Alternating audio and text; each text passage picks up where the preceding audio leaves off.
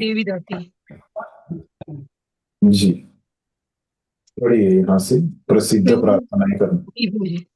विद्वानों के अनुसार भगवद गीता में विशेषतः 11वें अध्याय में अनेक प्रामाणिक प्रार्थनाएं हैं, जिनमें अर्जुन भगवान के विश्व रूप से प्रार्थना करता है। इस प्रकार गौतमीय तंत्र के सारे श्लोक प्रार्थनाएं कहलाते हैं।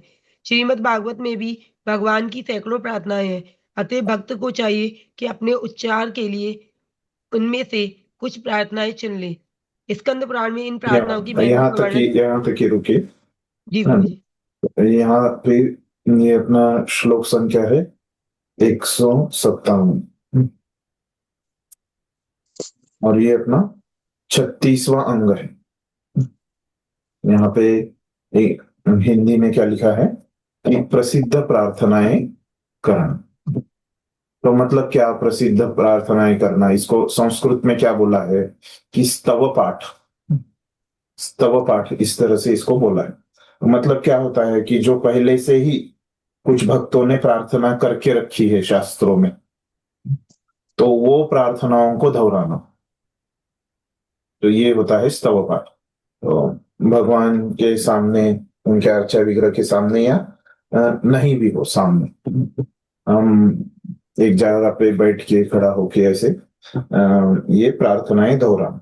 मतलब क्या है कि स्तव पाठ है ना, जो पहले से ही शास्त्रों में दी गई है प्रार्थनाएं, उसको अपने मुख से दोहराना। अभी इस प्रकार से ये अंग का अर्थ है। तो अभी इसमें जो श्लोक ये बोला गया है, तो वो श्लोक क्या है? उस श्लोक में बोल रहे हैं कि जो बुद्धिमान व्यक्ति होता है, तो वो कहते हैं, बुद्धिमान व्यक्ति कहते हैं कि जो गीता में प्रार्थनाएं हैं, है ना, जो अर्जुन करता है, और एक गौतमीय तंत्र नाम का एक ग्रंथ है, उसमें एक भक्त प्रार्थना करता है, तो ये स्तव है। इस प्रकार से उसमें से जो भक्त प्रार्थनाएं कर रहे हैं वो स्तव है। वो हम अगर भगवान की प्रसन्नता के लिए दोहराएंगे, वो दोहराते समय हमारा भाव ये है कि भगवान प्रसन्न हो जाए, तो क्या हो जाएगा, ये इस अंग का अभ्यास हमारे द्वारा हो जाएगा। इस तरह से ये श्लोक का अर्थ है। तो अभी प्रभुपाद जी इसके बारे में क्या बोल रहे हैं कि विद्वानों के अनुसार भगवत गीता में विशेषतया 11वें अध्याय में, बुद्धिमान लोगों को प्रभुपाद जी ने विद्वान बोला है, और ये गीता में क्या बोल रहे हैं कि विशेषतः 11 विश्वरूप दर्शन है ना, आपने अभी पढ़ा नहीं, आगे आपको होगा ये। तो अनेक प्रामाणिक प्रार्थनाएं हैं जिनमें अर्जुन भगवान के विश्व रूप से प्रार्थना करता है। तो जिसमें अर्जुन भगवान का जब विश्व रूप दिखाते हैं, उनसे जो प्रार्थनाएं करता है, तो वो स्तव में आती है। इसी प्रकार और एक ग्रंथ है गौतमीय तंत्र, उसके सारे श्लोक प्रार्थनाएं हैं। श्रीमद् भागवत में भी ऐसी, अभी ये प्रभुपाद अभी उनका मत बताया, श्रीमद् भागवत में भी सैकड़ों प्रार्थनाएं है। वो कौन सी है आपको पता है? आपने सुनी है कोई प्रार्थनाएं श्रीमद् भागवत की? तो मुझे कुंती महारानी की प्रार्थना है, जी, भीष्म देव की प्रार्थना है, गजेंद्र की, जी, जी। ध्रुव महाराज की। ऐसी बहुत सारी उसमें हाँ। प्रार्थना है। अतः भक्त को चाहिए कि अपने उच्चार के लिए इनमें से कुछ प्रार्थनाएं चुन ली। तो जो भक्त है इस प्रकार से वो प्रार्थनाएं बोलेगा, तो भी एक अंग हो जाएगा भक्ति का। ठीक है, इस प्रकार से ये अंग है, और ये उसका मुख्य श्लोक बताए। तो अभी इसके प्रमाण बता रहे हैं अलग अलग शास्त्रों से। आगे का पढ़िए। जी प्रभु जी। स्कंद पुराण में इन प्रार्थनाओं की महिमा का वर्णन इस प्रकार मिलता है। जिन भक्तों की जबानें भगवान कृष्ण की प्रार्थनाओं से सदैव अलंकृत रहती हैं, उनको महान साधु पुरुष तथा संत भी आदर देते हैं, और ऐसे भक्त वास्तव में देवताओं द्वारा पूजनीय हैं। आगे पढ़ूं प्रभु जी। हाँ, जो लोग कम बुद्धि वाले हैं, वे कृष्ण की पूजा न करके किसी भौतिक लाभ के लिए विभिन्न देवताओं की पूजा करना वो चाहते है ना हैं। नीचे उसको खुदा उनको कर नीचे से जोड़ना उसको। यहाँ यह कहा गया है हाँ कि मोट जो भक्त सदैव भगवान की प्रार्थना करने में लगा रहता है, वह देवताओं द्वारा भी पूजा के योग्य है। शुद्ध भक्तों को किसी देवता से कुछ भी मांगना नहीं रहता। प्रत्युत देवतागण ही शुद्ध भक्तों की प्रार्थना करने के लिए उत्सुक रहते हैं। नरसिंह पुराण में कहा गया है। धन्यवाद, यहाँ पे रुक जाइए। तो ठीक ये प्रभु जी। स्कंद पुराण का जो श्लोक है, तो उसका अर्थ क्या है कि वो जो साधु है जिन्होंने सिद्धि प्राप्त की है, ऐसे जो साधु ऋषि है और ये जो देवता लोग हैं, तो वो आदर देते हैं किसको? तो जिनकी जिह्वा भगवान की ऐसे जो भगवान की जो प्रार्थनाएं हैं जो ग्रंथों में मिलती है, पुराने भक्तों ने की है ना, जो स्तव पाठ है, इस स्तव पाठ में जिनकी जीवा लगी है, तो ऐसे भक्तों को क्या करते हैं, ये देवता भी आदर देते हैं। और जो जिन्होंने सिद्धि प्राप्त की है, ऐसे साधु ऋषि है ना, जो रहते हैं, वो लोग भी उनको आदर देते हैं।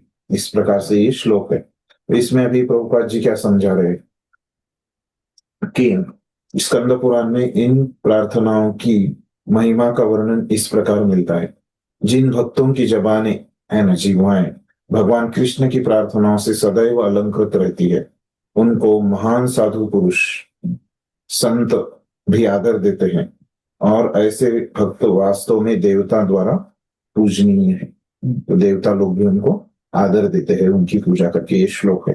तो जो लोग कम बुद्धि वाले हैं, वे कृष्ण की पूजा न करके किसी भौतिक लाभ के लिए विभिन्न देवताओं की पूजा करना चाहते हैं। क्यों करना चाहते हैं ऐसे?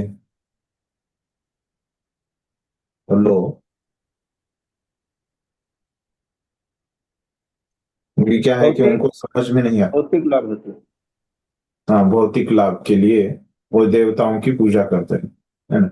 और उनको समझ में नहीं आता कि ये भौतिक लाभ से ऊपर भी क्या है, आध्यात्मिक लाभ है, वो ज्यादा महत्वपूर्ण है। ये अभी तक उनको साक्षात्कार नहीं हुआ है, इसीलिए उनको क्या बोलते हैं, कम बुद्धि वाले। उनको लगता है कि ये भौतिक चीजें ही सर्वोच्च है, आध्यात्मिक चीजों की वजह वो क्या है, भौतिक चीजें ही उसके ऊपर है आध्यात्मिक की। ऐसे उनको गलती से उनका समझ रहता है। तो इसीलिए, और क्या है कि वो भगवान की भक्ति में जो समय लगता है उसका फल मिलने में, तो उतना भी धैर्य उनके पास नहीं रहता। उनको तुरंत चीजें चाहिए रहती है, इसीलिए वो देवी देवताओं के पास जाते हैं। नहीं तो उनकी भौतिक इच्छा रहती है और वो रुकने को नहीं, उनको उतना धैर्य नहीं होता, तो उसके कारण वो तुरंत उनको चाहिए रहता है ना। तो तुरंत चाहिए तो देवी देवता के पास ही जाना पड़ेगा। किंतु यहाँ यह कहा गया है कि जो भक्त सदैव भगवान की प्रार्थना करने में लगा रहता है, वह देवता द्वारा भी पूजा के योग्य। लेकिन यहाँ पे क्या है कि अगर भगवान की सेवा में है, तो देवी देवता क्या है कि भगवान के ही प्रतिनिधि है। और चैतन्य महाप्रभु ने हमको क्या सिखाया कि जितना जितना हम भक्ति में आगे आगे बढ़ते जाएंगे, तो हमको समझ में आ जाएगा कि पहले तो हम शुरुआत करते हैं कि भगवान की सेवा से, है ना? लेकिन जैसे जैसे प्रगति करेंगे हम भक्ति में, तो हमको समझ में आ जाएगा कि भगवान की सेवा से भी बढ़कर क्या है, उनके भक्तों की सेवा, है ना। तो उनके दासों के दासों का दास बनना, ये भी हमको भगवान उसका साक्षात्कार दे देंगे।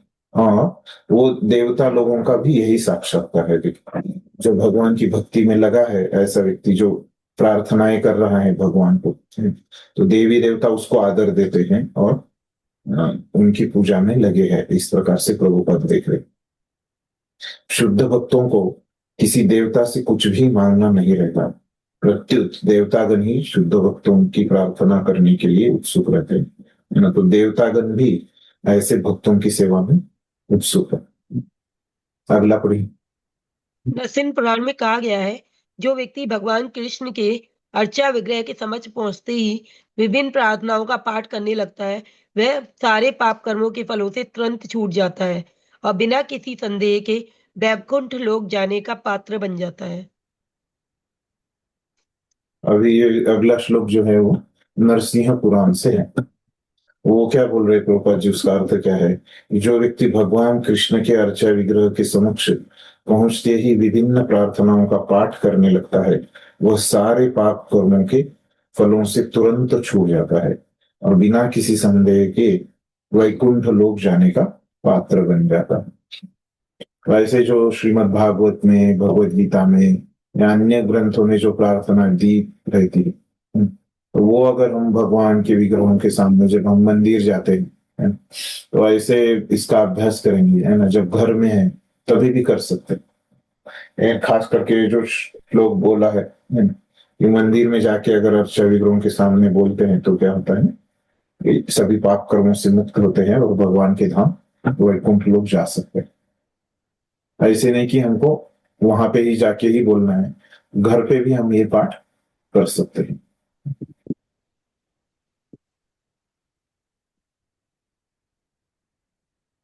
ठीक है।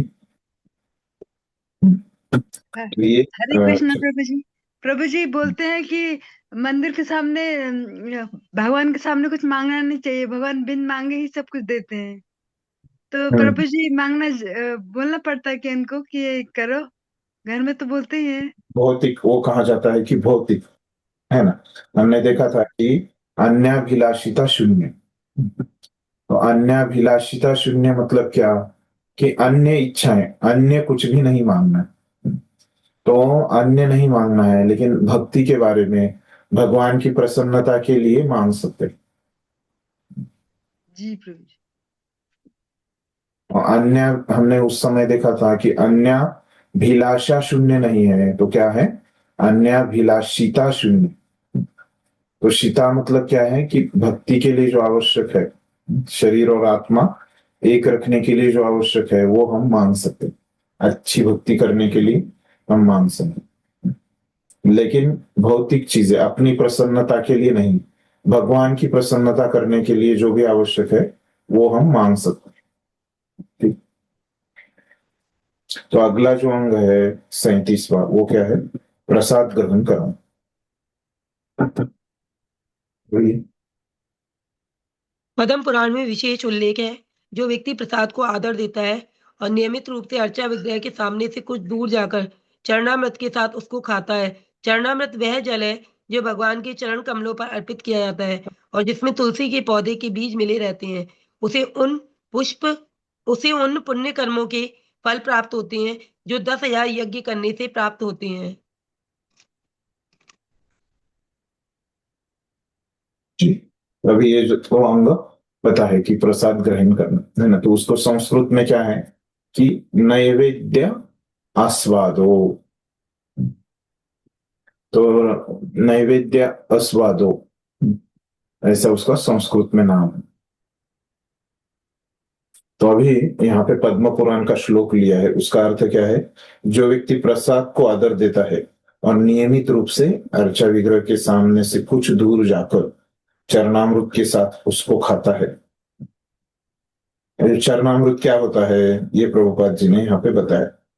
चरणामृत क्या होता है? वह जल जो भगवान के चरण कमलों पर अर्पित किया जाता है ना। तो जिस जल से भगवान को अभिषेक किया है, उनके चरणों को धोया है, और तुलसी, और जिसमें तुलसी के पौधे के बीज मेले रहते हैं, तो इसको चरणामृत बोलते हैं। उसे उन पुण्य कर्मों के फल प्राप्त होते हैं जो 10,000 यज्ञ करने से प्राप्त होते हैं। जैसे अगर कोई इतना पुण्य कर्म प्राप्त होता है कि कोई 10,000 पुण्य करने के बाद, 10,000 यज्ञ करने के बाद जो पुण्य कर्म प्राप्त होता है, तो उस प्रकार से उतना पुण्य कर्म उनको प्राप्त होता है।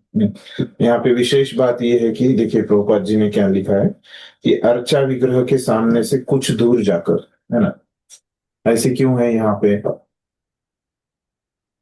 अर्चा विग्रह के सामने करेंगे तो क्या हो जाएगा? अपराध हो जाएगा प्रभु जी। आप अर्चा विग्रह के सामने कुछ नहीं खाते या पीते हैं। जी, हमने पढ़ा है ना। तो अर्चा विग्रह के सामने लेंगे तो क्या हो जाएगा? अपराध हो जाएगा। तो इसीलिए क्या करना है, जब भी हम अपने घर में अपना जो अल्टर रहता है ना, उनके सामने प्रसाद ले रहे तो उनको बंद करना है, पर्दा वगैरह लगाना है। ठीक है,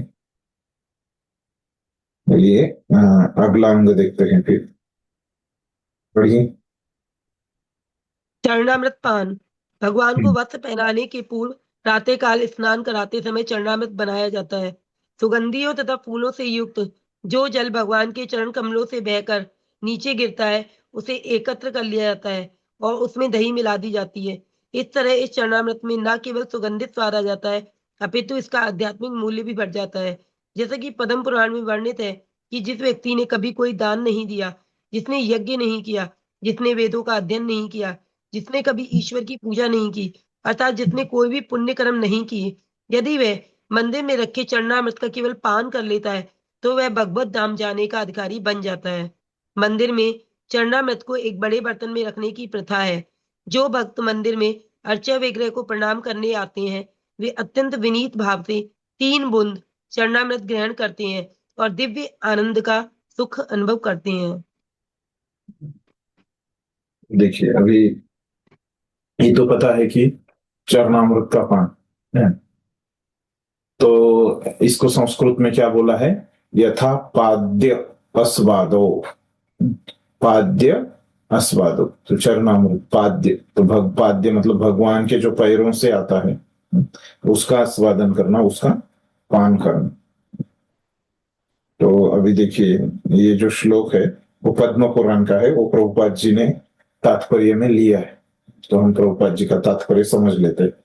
तो भगवान को वस्त्र पहनाने के पूर्व प्रातः काल स्नान कराते समय चरणामृत बनाया जाता है।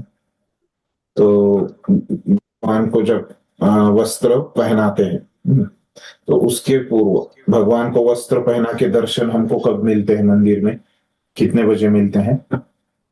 लगभग अंदाज से हर एक मंदिर में थोड़ा आगे पीछे होता है, लेकिन कितने बजे मिलते हैं अंदाज से? 7:30 को। हाँ 7:30। हाँ जी, आपके मंदिर में 7:30 है। तो उस आरती को क्या बोलते हैं? 7:30 बजे जो आरती होती है, किसी मंदिर में सवा, इधर सवा। दर्शनार्थी। दर्शनार्थी। जी जी, भगवान को ये वस्त्र पहनाने के बाद जो दर्शन आरती होती है ना, तो उससे पहले क्या होता है? वस्त्र पहनाने से पहले उनको अल्टर में उनको अभिषेक होता है ना, जो उनके उत्सव विग्रह होते हैं उनको उनको स्नान कराते हैं। चरणामृत उस, तो उनका उसका जो पानी है वो चरणामृत रहता है। तो सुगंधिया तथा फूलों से युक्त जो जल भगवान के चरण कमलों से बहकर नीचे गिरता है उसे एकत्र कर लिया जाता है ना। तो वो सब उसमें अभिषेक में क्या होता है? अनेक सुगंधी पदार्थ भी होते हैं, फूल भी होते हैं, और उसमें क्या होता है? दही मिलाया जाता है। तो इस तरह इस चरणामृत में न केवल सुगंधित स्वाद आ जाता है अपितु इसका आध्यात्मिक मूल्य भी बढ़ जाता है। तो दोनों इसमें रहता है। और पद्म पुराण में क्या श्लोक बोला है? अगर कि जिस व्यक्ति ने कभी दान नहीं दिया, जिसने कभी कोई यज्ञ नहीं किया, वेदों का अध्ययन कभी नहीं किया, जिसने कभी ईश्वर की पूजा नहीं की, कुछ भी पुण्य कर्म उन्होंने नहीं किया, और यदि वह मंदिर में ये नहीं किया, उन्होंने कुछ भी नहीं किया, केवल उन्होंने क्या लिखा है, किया है कि चरणामृत का पान किया है, तो वह भगवत धाम जाने के योग्य बन सकते हैं। तो मंदिर में चरणामृत को एक बड़े बर्तन में रखने की प्रथा है। एक बड़े बर्तन में रखा जाता है और उसमें से बांटते हैं। मंदिर में जो भक्त मंदिर में अर्चा विग्रह को प्रणाम करने आते हैं वे अत्यंत विनीत भाव से 3 बूंद चरणामृत ग्रहण करते हैं और दिव्य आनंद का अनुभव करते हैं। इस तरह से जो भक्त है वो चरणामृत लेके आनंद का अनुभव करते हैं। अगला अंग पढ़िए फिर। अर्चा विग्रह पर चढ़ाए फूलों को तथा अगुरु को सूंघना। हरि भक्ति सोधोदय में मंदिर में चढ़ाए गए अगुरु का यह उल्लेख मिलता है। जब भक्तगण अर्चा विग्रह पर चढ़ाए गए अगुरु की सुगंध को सूंघते हैं तो वे उसी प्रकार भौतिक कल्मश के विषैले प्रभावों से मुक्त हो जाते हैं जिस तरह एक विशेष जड़ी बूटी को सूंघने से सर्पदंश अच्छा हो जाता है। इस श्लोक का तात्पर्य यह है कि जंगलों में एक जड़ी मिलती है और दक्ष लोग ओझा जानते हैं कि इस जड़ी से सर्प द्वारा काटे हुए व्यक्ति की चेतना को कैसे वापस लाया जा सकता है। उस जड़ी के सूंघने से ही सर्पदंश का विषैला प्रभाव तुरंत जाता रहता है। यही दृष्टांत यहाँ लागू होता है। जब कोई व्यक्ति मंदिर में जाता है और अर्चा विग्रह पर चढ़ाए गए अगरू को सूंघता है, तो उस समय उसके सारे भौतिक कल्मश, भवरोग दूर हो जाते हैं। मंदिर आने वाले भक्त को चाहिए कि अर्चा विग्रह पर सदैव कुछ ना कुछ फल, फूल, अगरू अर्पित करे। यदि वह नकद रुपया पैसा नहीं चढ़ा सकता, तो उसे कोई अन्य वस्तु चढ़ानी चाहिए। भारत में यह प्रचलन है कि प्रातः काल मंदिर में जाने वाले पुरुष तथा महिलाएं अपने साथ कई वस्तुएं लाते हैं। यहाँ तक कि एक मुट्ठी चावल या आटा भी चढ़ाया जा सकता है। यह विधान है कि जब कोई व्यक्ति किसी साधु के पास या मंदिर में अर्चा विग्रह का दर्शन करने जाए, तो भेंट, उपहार या चढ़ावा लिए के लिए बिना उपहार या चढ़ावा लिए बिना ना जाए। यह भेंट अतीव तुच्छ हो सकती है या अनमोल भी हो सकती है। यहाँ तक कि एक फूल, छोटा सा फल, थोड़ा जल, जो भी संभव हो, अर्पित करना चाहिए। अतएव प्रातःकाल जब कोई भक्त अर्चा विग्रह पर भेंट चढ़ाने आता है, तो उसे अगरू की सुगंध सूंघने को अवश्य मिलेगी। इससे इस जगत के सारे विषैले प्रभाव तुरंत दूर हो जाएंगे। हाँ, तंत्र धन्यवाद। यहाँ पे रुक जाइए। तो अभी जी यहाँ पे जो अंग है भक्ति का, वो क्या है? ये 39वां अंग है। उसको हिंदी में क्या बताया गया है कि अर्चा विग्रह पर चढ़ाए फूलों को तथा गुरु को सूंघना। तो उसको संस्कृत में नाम दिया है कि धूप सौरभ्यम। धूप सौरभ्यम। अभी क्या बोल रहे प्रभुपाद जी? इसी में प्रभुपाद जी ने वो श्लोक लिया है ना, 162 नंबर का जो है, 162 नंबर का है। तो वो श्लोक कौन से ग्रंथ से? हरि भक्ति सुधोदय। तो ये ग्रंथ में वो श्लोक क्या बोल रहा है कि जब भक्तगण अर्चा विग्रह पर चढ़ाए गए गुरु की सुगंध को सूंघते हैं, तो वे उसी प्रकार भौतिक कल्मश के विषैले प्रभाव से मुक्त हो जाते हैं। तो भगवान के ऊपर जो कुछ भी चढ़ाए गए सुगंधित द्रव्य है या फूल है, उसको कोई अगर सूंघता है, एक विशेष जड़ी बूटी है ना, जब पहले जमाने में क्या, किसी को सर्पदंश मतलब सांप ने अगर किसी को काटा है, तो उसके ऊपर दवाई क्या थी? तो उस व्यक्ति को एक झाड़ होता था, उस झाड़ के पत्ते उसको सूंघने को दिए जाते थे। और उस झाड़ के पत्ते सूंघने की वजह से क्या हो जाएगा? ये सांप ने जो उसको काटा है ना, तो वो जो विष उसके अंदर चला गया है, तो ये विष का प्रभाव उस व्यक्ति के ऊपर नहीं होता था। वो केवल उस जो औषधि वनस्पति है उसको सूंघने से, इस प्रकार की ये दवा थी, है ना। जब अगर किसी को कुछ विषैले प्राणी ने काटा है उसके ऊपर, है ना, जैसे कि सर्प इत्यादि, तो उसी तरह से बोल रहे कि वो ऐसे सूंघने से क्या होता था? वो विष का प्रभाव नहीं होता था उस व्यक्ति के ऊपर। उसी तरह से अगर कोई भगवान को अर्पण किए हुए फूल या कोई सुगंधित वस्तुएं जो अगर कोई व्यक्ति सूंघता है, तो क्या होता है?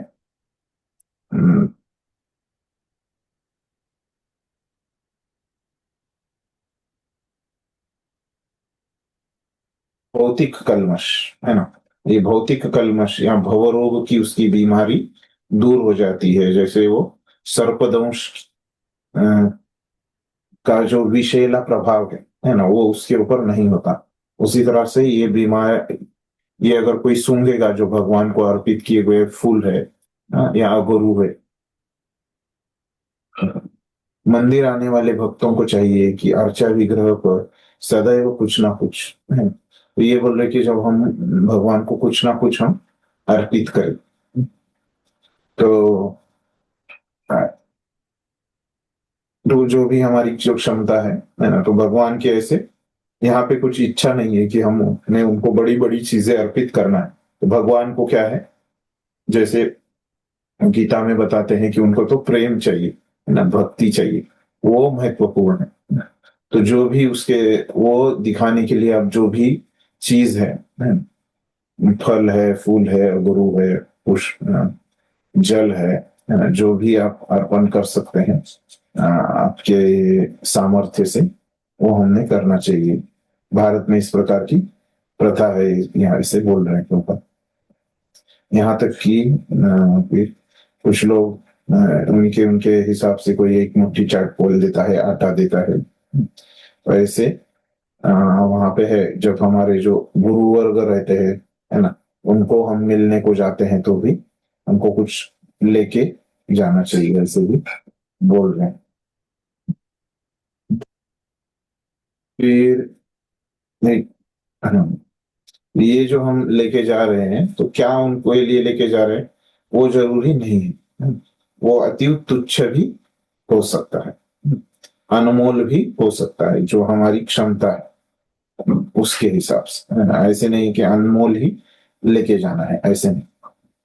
यहाँ तक कि एक फूल, छोटा सा फल, है ना, थोड़ा जल, जो भी संभव है वो अर्पित करना चाहिए। अतएव प्रातः काल जब कोई भक्त आचार्य विग्रह पर भेंट चढ़ाने आता है, तो उसे अगुरु की सुगंध सूंघने का वो अवश्य मिलेगी। इससे इस जगत के सारे विषय प्रभाव, इस प्रकार से ये भक्ति का अंग है। भगवान के जो ये फूल है, गुरु है, उसको हमको सूंघना चाहिए। अगला श्लोक पढ़िए। प्रभु जी, फूल अगरू, अगरू क्या क्या चीज होती है प्रभु जी? वैसे फूल को ही बोलते हैं अगरू? नहीं, अगुरु मतलब जो सेंट है ना। अच्छा, हाँ, सेंट। अगुरु। धूप भी आती है प्रभु जी अगरू में? हम्म। धूप, ये आपने संस्कृत में बताया ना, तो ये धूप भी आती है क्या? जैसे आपने धूप धूप सौरभ्यम सौरभ्यम। बताया। जी प्रभु जी। धूप धूप सौरभ्यम। सौरभ्यम। हाँ, मतलब सौरभ्यम मतलब सुगंध। जी। हाँ, अगुरु मतलब वो वही कि जो उसका सुगंध, जी प्रभु जी। धूप का जो सुगंध है। मैं अलग से भी हम सुगंध आपको लगाते होंगे ना हाथ को ऐसे हाँ, सूंघने। सेंट करके। जी। इतर बहुजी इतर। हाँ, ठीक हाँ, है। इतर, हाँ, हिंदी में इतर उसको, अच्छा, समझने के लिए। जी प्रभु। तंत्र शास्त्र में कहा गया है, यदि मंदिर के अर्चा विग्रह को भेंट की गई माला की सुगंध किसी के नथुनों में प्रवेश करती है, तो पाप कर्मों का बंधन तुरंत दूर हो जाता है। यदि वह कोई पाप कर्म नहीं भी किए रहता, तो भी ऐसे फूलों की सुगंध से वह मायावादी से भक्त बन सकता है। इसके कई उदाहरण प्राप्त हैं, जिनमें सर्वप्रमुख 4 कुमारों का उदाहरण है। वे निर्विशेषवादी मायावादी थे, किंतु मंदिर में बचे फूलों तथा अगुरु की सुगंध सूंघने से वे भक्त बन गए। इस श्लोक से ऐसा प्रतीत होता है कि मायावादी या निर्विशेषवादी न्यूनाधिक कलुषित होते हैं, वे शुद्ध नहीं होते। इसी की पुष्टि श्रीमद् भागवत में हुई है। जिसने पाप कर्मों के सभी फलों को धो नहीं डाला है, वह शुद्ध भक्त नहीं हो सकता। शुद्ध भक्त को भगवान की सर्वश्रेष्ठता के विषय में संदेह नहीं रहता, इसलिए वह अपने आप को कृष्ण भावनामृत तथा भक्ति में लगाता है। अगस्त्य संहिता में भी ऐसा ही कथन मिलता है। हमें अपने नथनों की गंदगी साफ करने के लिए मंदिर में कृष्ण को अर्पित किए गए फूलों को सूंघने का प्रयास करना चाहिए। धन्यवाद। अभी देखिए यहाँ पे जो हमने पढ़ा, इसमें 2 श्लोक है। तो 163 वाला है और 164 वाला है। तो यहाँ पे जो बोला है कि 163 वाला जो श्लोक है वो क्या बता रहा है, उसका उद्देश्य क्या है कि भगवान के गले में जो माला है ना, वो सूंघने से भी क्या हो जाती है, भक्ति होती है ना। माल्य सौरभ्यम, है ना। ये धूप सौरभ्यम हो गया, अभी ये माल्य सौरभ्यम। तो फिर अभी तंत्र शास्त्र नाम के ग्रंथ में ये श्लोक है। तो क्या है वो श्लोक, यदि मंदिर के अर्चा विग्रहों को भेंट की गई माला की सुगंध किसी के नथुनों में प्रवेश करती है, जो भक्त बनाते हैं भगवान के लिए माला, अगर वो कोई सूंघ लेता है तो पाप कर्मों का बंधन तुरंत दूर हो जाता है, उसके ऊपर जो पाप कर्मों का बंधन है वो चला जाता है।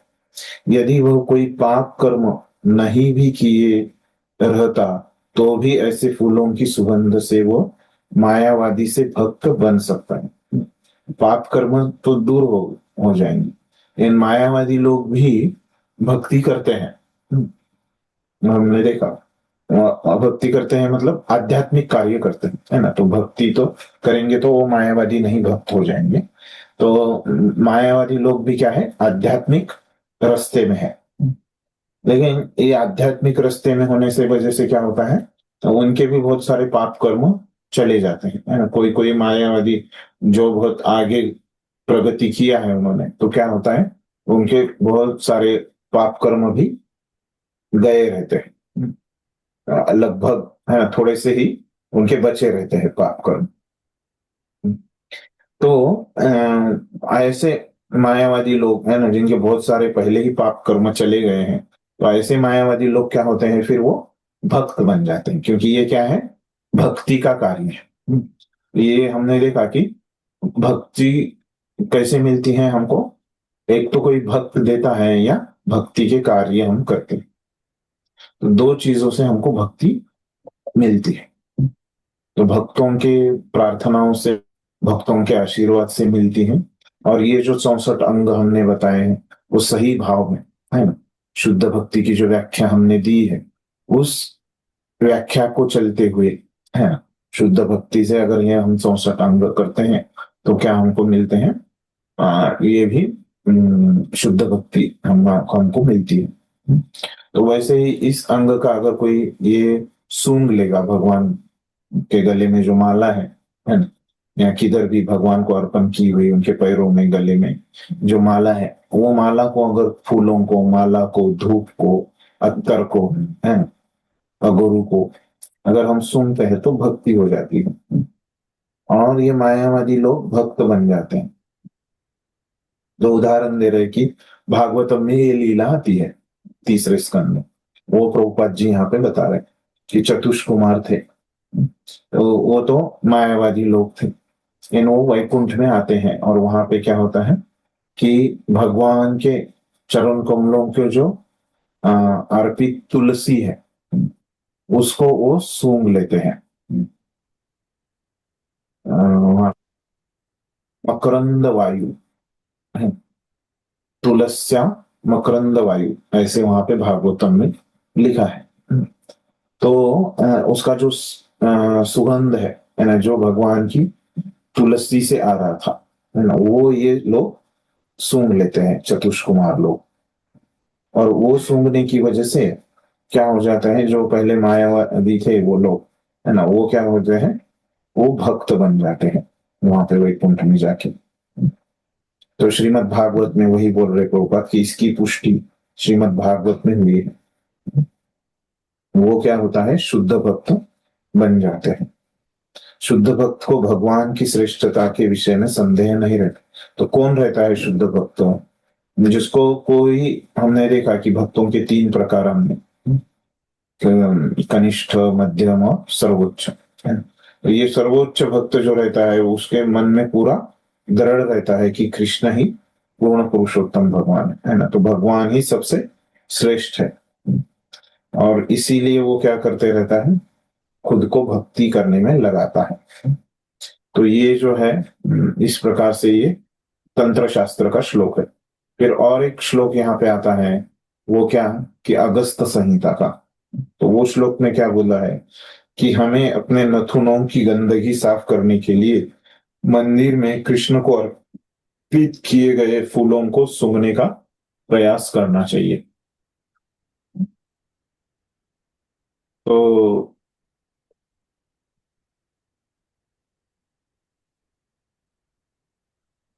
हम जो गंधे हैं, मतलब नथुनों, यहाँ पे भाव क्या है, प्रभुपाद ने ये जो लिखा है कि अपने नथुनों की गंदगी, मतलब हमारा जो हृदय गंधा है ना, पाप कर्मों की वजह से हमारा ये गंधा हृदय जो है वो साफ हो जाएगा। तो अगला जो अंग है 40वां अंग, है ना, तो वो क्या है कि अर्चा विग्रह का स्पर्श है। तो मतलब ये नाम से अभी समझ में आ रहा है कि अर्चा विग्रहों को स्पर्श करना जो मंदिर में है, ये तो अभी सभी लोग इसका अभ्यास नहीं कर पाएंगे, है ना। जिनकी ब्राह्मण दीक्षा हुई है ना, वही लोग इसको अर्चा विग्रह इस अंग का अभ्यास कर पाएंगे, है ना। तो ऐसे लोगों के लिए ही ये अंग है ना, जिनकी ब्राह्मण दीक्षा हो गई है उनके लिए, है ना? तो जिनकी नहीं हुई है उन वो लोग बाकी के अंगों का अभ्यास कर सकते हैं। इसको संस्कृत में क्या नाम दिया है कि श्री मूर्ते स्पर्शनम। ठीक है, पढ़िए आगे इसमें। विष्णु धर्मोत्तर में भगवान के चरण कमल स्पर्श करने का उल्लेख हुआ है, जो इस प्रकार है। जो वैष्णव के रूप में दीक्षित है और कृष्ण भावना भावित होकर भक्ति करता है, उसे ही अर्चा विग्रह के शरीर को स्पर्श करने का अधिकार है। भारत में गांधी जी ने राजनैतिक आंदोलन चलाया था, क्योंकि निम्न जाति के लोग यथा भंगी तथा चंडालों को वैदिक प्रथा के अनुसार मंदिर में प्रवेश करना मना था। उन्हें उनकी गंदी आदतों के कारण मना किया जाता था, किंतु उसके साथ ही उन्हें अन्य सुविधाएं प्रदान की जाती थी, जिससे वे शुद्ध भक्तों की संगति करके भक्ति के उच्च पद को पा सकें। किसी भी कुल में जन्मे व्यक्ति को मनाही नहीं है, किंतु उसे स्वच्छ होना चाहिए, उसे शुद्धि की विधि अपनानी होगी। गांधी जी उन पर हरिजन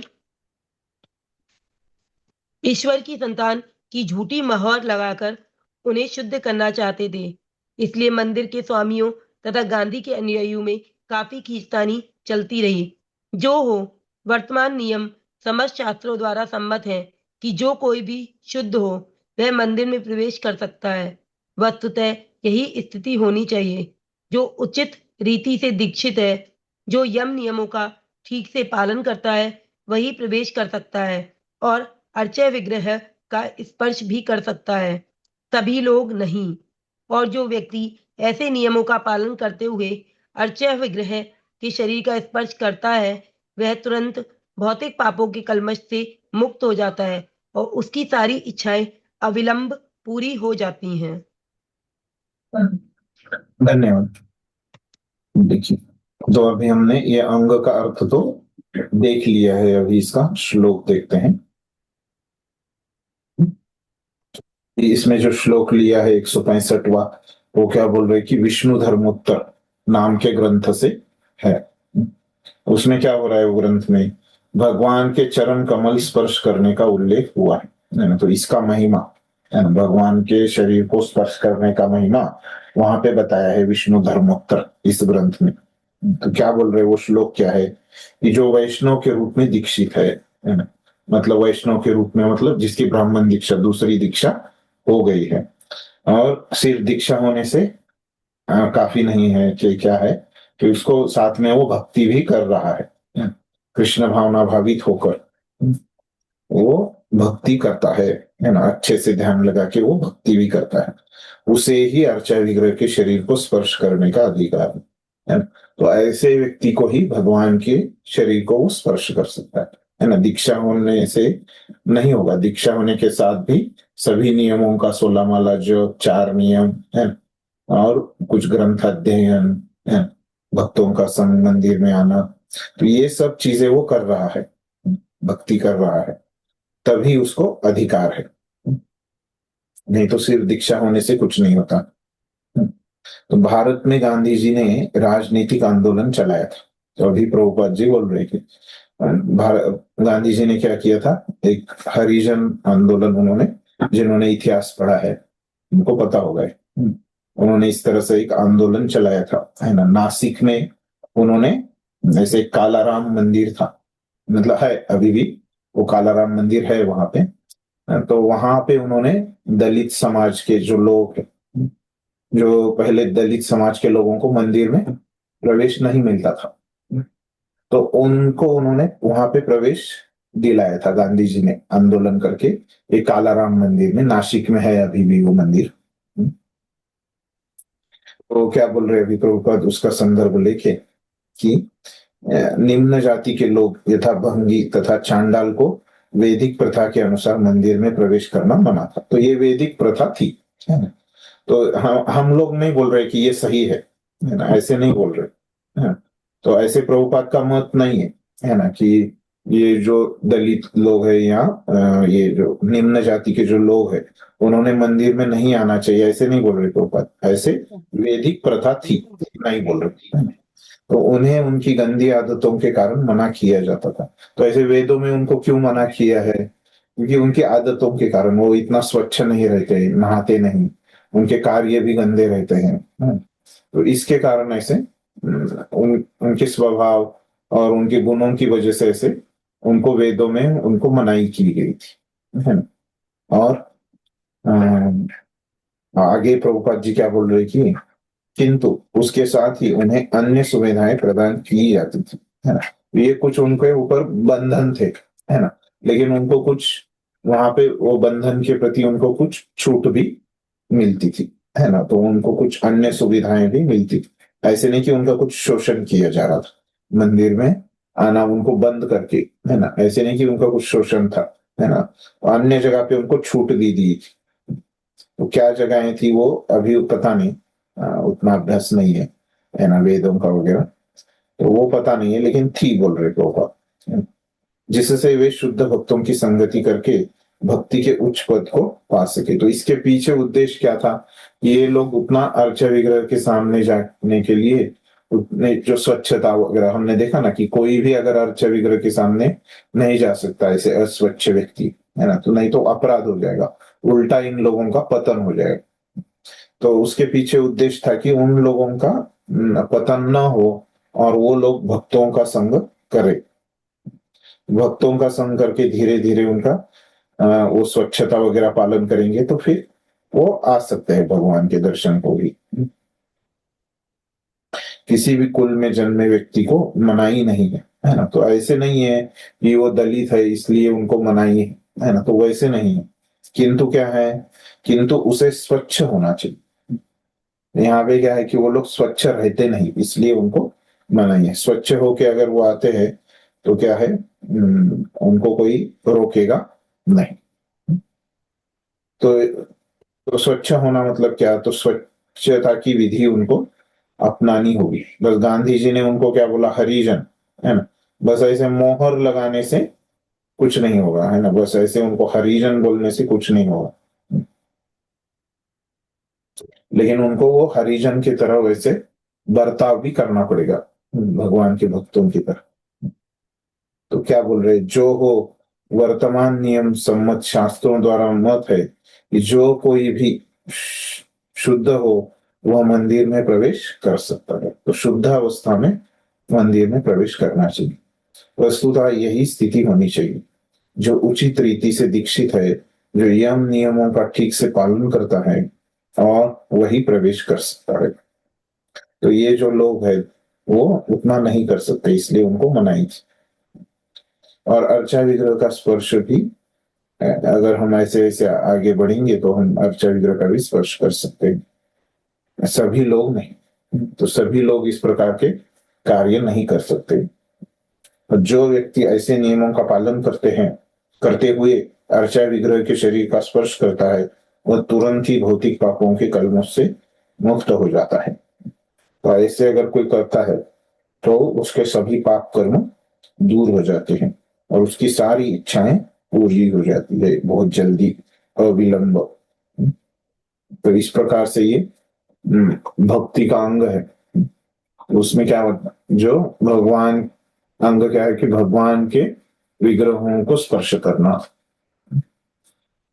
तो फिर अगला जो अंग है इस शुद्ध भक्ति का, वो क्या है? 41वां अंग। वो कौन सा है? ये अर्चा विग्रह का दर्शन लेना। उसको संस्कृत में बोला है श्री मूर्ते दर्शनम। और वहां पे जो श्लोक है वो वराह पुराण का है, पढ़ी। वराह पुराण में मंदिर में श्री कृष्ण के अर्चा विग्रह के दर्शन की प्रशंसा में एक कथन आता है। भक्त कहता है, हे वसुंधरा, जो व्यक्ति वृंदावन जाता है और वहां गोविंद देव के अर्चा विग्रह का दर्शन करता है, वह यमराज के दरबार से मुक्त होकर देवताओं के निवास स्वर्ग लोक में प्रवेश कर सकता है। इसका अर्थ यह हुआ कि एक सामान्य व्यक्ति भी यदि जिज्ञासावश वृंदावन जाता है और दैव योग से गोविंद देव के मंदिर का दर्शन करता है तो उसे बैकुंठ लोक ना सही किंतु स्वर्ग लोक तो मिल ही जाता है। इसका भाव यह है कि वृंदावन में गोविंद के अर्चा विग्रह का दर्शन करने मात्र से वह पवित्र जीवन का लाभ पा सकता है। ये 167 तो इस प्रकार से ये श्लोक है वराह पुराण। तो उस श्लोक में क्या बोल रहे वराह देव है ना, तो वराह देव ने क्या कार्य किया था? पृथ्वी माता को पृथ्वी को निकाला था वहां से गर्भोदक सागर से। जी है ना, तो ये कार्य करते समय या करने के बाद है ना, तो पृथ्वी से उनका संपर्क आया था। तो उस समय वो पृथ्वी को बोल रहे है ना, हे वसुंधरे, हे पृथ्वी, हे वसुंधरे। तो वो बोल रहे हे वसुंधरा। जो व्यक्ति वृंदावन जाता है उनको बता रहे कि कोई अगर वृंदावन जाता है और वहां गोविंद देव के अर्चा विग्रह का दर्शन करता है, वह यमराज के दरबार से मुक्त होकर देवताओं के निवास स्वर्गलोक में प्रवेश कर सकता है। तो मतलब उसके पाप कर्म, पापी व्यक्ति क्या होता है, यमराज के पास जाता है तो सभी उसके पाप कर्म कम होके पुण्य कर्म बढ़ते हैं और वो पुण्य करने वाला स्वर्ग में जा सकता है ना। तो अभी यहाँ पे गोविंद देव बोला है, ऐसे नहीं कि गोविंद देव का ही दर्शन है ना करना चाहिए, बाकी भी भगवान का दर्शन करने से सेम फल प्राप्त होगा। अभी ऐसे एक प्रमुख के लिए वहां पे गोविंद देव बोला है। इसका अर्थ यह हुआ कि एक सामान्य व्यक्ति भी यदि जिज्ञासावश वृंदावन जाता है और दैव योग से गोविंद देव के मंदिर का दर्शन करता है तो उसे वैकुंठ लोक नहीं न सही किंतु स्वर्ग लोक तो मिल ही जाता है। मतलब कोई अनजाने में भी अगर कोई जाता है भक्ति के उद्देश्य से, ऐसे जाता नहीं शुद्ध भक्ति से, तो भी उसको बहुत लाभ है वहां पे, उसको तो पुण्य कर्म तो मिल ही जाएंगे। भक्ति के उद्देश्य से कोई जाएगा तो उसको भक्ति मिल ही जाएगी। ठीक है, तो भगवान की आरती करना या उत्सवों को देखना, ये अगला अंग है। दोनों एक ही में दिया है। थोड़ी स्कंद पुराण में अर्चा विग्रह की आरती पूजा का दर्शन करने से जो फल प्राप्त होता है उसका वर्णन इस प्रकार है। आरती के समय यदि कोई व्यक्ति भगवान के मुख का दर्शन करता है तो वह लाखों वर्ष पूर्व के सारे पाप कर्मों के फल से मुक्त हो सकता है। यहाँ तक कि ब्राह्मण हत्या या अन्य वर्जित कर्मों से भी उसे क्षमा कर दिया जाता है। जैसे कि पहले बताया जा चुका है, विभिन्न प्रकार के उत्सव मनाए जाते हैं, यथा कृष्ण जन्म दिवस, राम जन्म दिवस, किसी प्रमुख वैष्णव का जन्म दिवस, भगवान की झूलन यात्रा तथा दोल यात्रा, मार्च के मास में भगवान की लीलाएं। इन सारे उत्सवों में भगवान को रथ पर बैठाकर रथ को शहर की सड़कों से होकर ले जाया जाता है जिससे लोग भगवान के दर्शनों का लाभ उठा सकें। भविष्य पुराण में कहा गया है, यदि ऐसे उत्सव में चांडाल भी चाहे उत्सुकतावश ही हो रथ पर आसीन भगवान का दर्शन करता है तो उसकी गिनती विष्णु के संगियों में की जाती है। अग्नि पुराण में कहा गया है, जो व्यक्ति आनंद मग्न होकर मंदिर में अर्चा विग्रह की पूजा देखता है उसे पंचरात्र में वर्णित क्रिया योग का फल प्राप्त होगा। क्रिया योग साधन भक्ति जैसी पद्धति है किंतु यह विशेष रूप से योगियों के लिए है। दूसरे शब्दों में इस धीमी विधि से योगी भी अंततः भगवत भक्ति को प्राप्त होते हैं। धन्यवाद। अभी यहाँ पे 3 श्लोक आए हैं इस अंग में। अंग क्या है कि आरती तथा उत्सवों को देखना मंदिर में जाके भगवान के। इसका संस्कृत का नाम बताया क्या मैंने? नहीं ना। तो संस्कृत में इसको बोलते हैं कि आरात्रिक दर्शनम, आरात्रिक दर्शनम। ये जो श्लोक है वो स्कंद पुराण का है, पहला है ना, 167 वाला। स्कंद पुराण में अर्चा विग्रह की आरती का दर्शन करने से जो फल प्राप्त होता है उसका वर्णन इस प्रकार है। आरती के समय यदि कोई व्यक्ति भगवान के मुख का दर्शन करता है तो वह लाखों वर्ष पूर्व के सारे पाप कर्मों के फलों से मुक्त हो जाता है। यहाँ तक कि ब्राह्मण हत्या या अन्य वर्जित कर्मों से भी उसे क्षमा कर दिया जाता है। तो देखिए, अगर किसी ने ब्राह्मण हत्या किया भी है, वो क्षमा कर दिए जाएगी, है ना। लेकिन ये अंग करने के बाद अगर वो जानबूझ के ब्राह्मण हत्या करता है ना, तो क्या हो जाएगा, वो माफ नहीं होगा, वो अपराध हो जाएगा। पहले अगर कि भक्ति में आने से पहले किसी ने किया है ना, तो वैसे उसको क्षमा हो जाएगा वहां पे। इतना बड़ा ये आरती का फल है कि ब्रह्म हत्या का भी पाप ये दूर हो जाता है। ये आरती किसकी करनी है? तो कोई भी जो अर्चा विग्रह है, जो प्रामाणिकता से परंपरा द्वारा वहां पे स्थापित है, अपने गुरु शिष्य परंपरा द्वारा स्थापित है, और वो उनको अधिक विग्रह समझते हैं। तो उन विग्रहों को क्या कर सकते हैं हम? आरती करते समय उनका दर्शन ले सकते हैं। अगला जो श्लोक है ना, वो क्या है? भविष्य पुराण से है। तो उसमें क्या बोल रहे हैं कि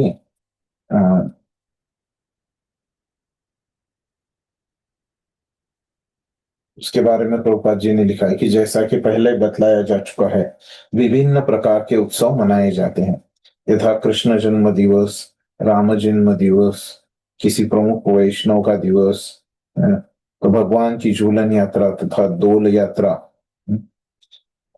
मार्च के मास में भगवान की लीलाएं। इन सारे उत्सवों में भगवान को रथ पर बैठाकर रथ को शहर के सड़कों से होकर ले जाया जाता है, जिससे लोग भगवान के दर्शन का लाभ उठा सके। तो भविष्य पुराण में कहा गया है कि यदि ऐसे उत्सव में चंडाल भी चाहे उत्सुकतावश ही हो, रथ पर आसीन भगवान का दर्शन करता है, तो उसकी गिनती विष्णु के संगतियों में की जाती है। तो अगर कोई ऐसे भगवान का दर्शन लेता है, तो भविष्य पुराण में बोल रहे हैं कि उत्सुकतावश भी क्यों ना करे भगवान का दर्शन ऐसे रथ पे जाते हुए, तो उसको क्या समझना चाहिए? भगवान का पार्षद समझना चाहिए। तो इस प्रकार से ये दूसरा श्लोक है। फिर तीसरे श्लोक में क्या बोल रहे कि अग्नि पुराण में कहा गया है कि जो व्यक्ति आनंद मग्न होकर मंदिर में अर्चा विग्रह की पूजा देखता है, उसे पंचरात्र में वर्णित क्रिया योग का फल प्राप्त होता है। तो पंचरात्रि में जो किताब है, उसमें क्रिया योग जो लिखा है, उसका फल उनको प्राप्त होता है। क्रिया योग साधन भक्ति जैसी पद्धति है, किंतु यह विशेष रूप से योगियों के लिए है। तो ये क्रिया योग क्या होता है? ये योगी लोगों के लिए होता है ना। तो अपने साधन भक्ति में जैसे नियम है, हमने देखा कि इसमें क्या होते हैं? नियम होते हैं, शास्त्रों के नियम होते हैं, या गुरु हमको ये नियम बताता है, हमने देखा था उस समय। तो वैसे ही उस समय ये क्रिया योग जो है, तो ये इसमें क्या होता है? नियम है साधन भक्ति की तरह, किंतु यह विशेष रूप से किसके लिए है? भक्तों के लिए नहीं है क्रिया योग, तो ये योगियों के लिए है। दूसरे शब्दों में, इस धीमी विधि से योगी भी अंततः भगवत भक्ति को प्राप्त होते हैं। ये क्रिया योग का अभ्यास करने से, है ना, भागवतम में दिया है, योगी लोग ऐसे अगर क्रिया योग का अभ्यास करते हैं, तो क्या हो जाती है? उनको धीरे धीरे मुक्ति, भक्तों की तरह क्रम मुक्ति, ऐसे इसको नाम दिया गया है। भागवतम के दूसरे स्कंद में ये आता है। तो इसके ये योगियों को ये क्रिया योग करने से धीरे धीरे ये इस प्रकार से ये क्रम मुक्ति, है ना, प्राप्त होती है, और अंत में क्या होता है? उनको, वो लोग भक्त बन जाते हैं, है ना, योगी लोग ऐसे ही क्रिया योग का अभ्यास करने से। यहाँ पे जो हमारा अंग था, कौन सा अंग हमने अभी पढ़ा? कि आरत्रिक दर्शनम, भगवान की आरती या दर्शन लेना। इस प्रकार से हमने ये 42वां अंग यहाँ पे हमने पढ़ा और समझा प्रभुपाद जी से। ठीक है, तो फिर यहाँ पे ये अपना जो अध्याय है ये पूरा हो जाता है। वो अगला अध्याय में हम प्रवेश करते हैं।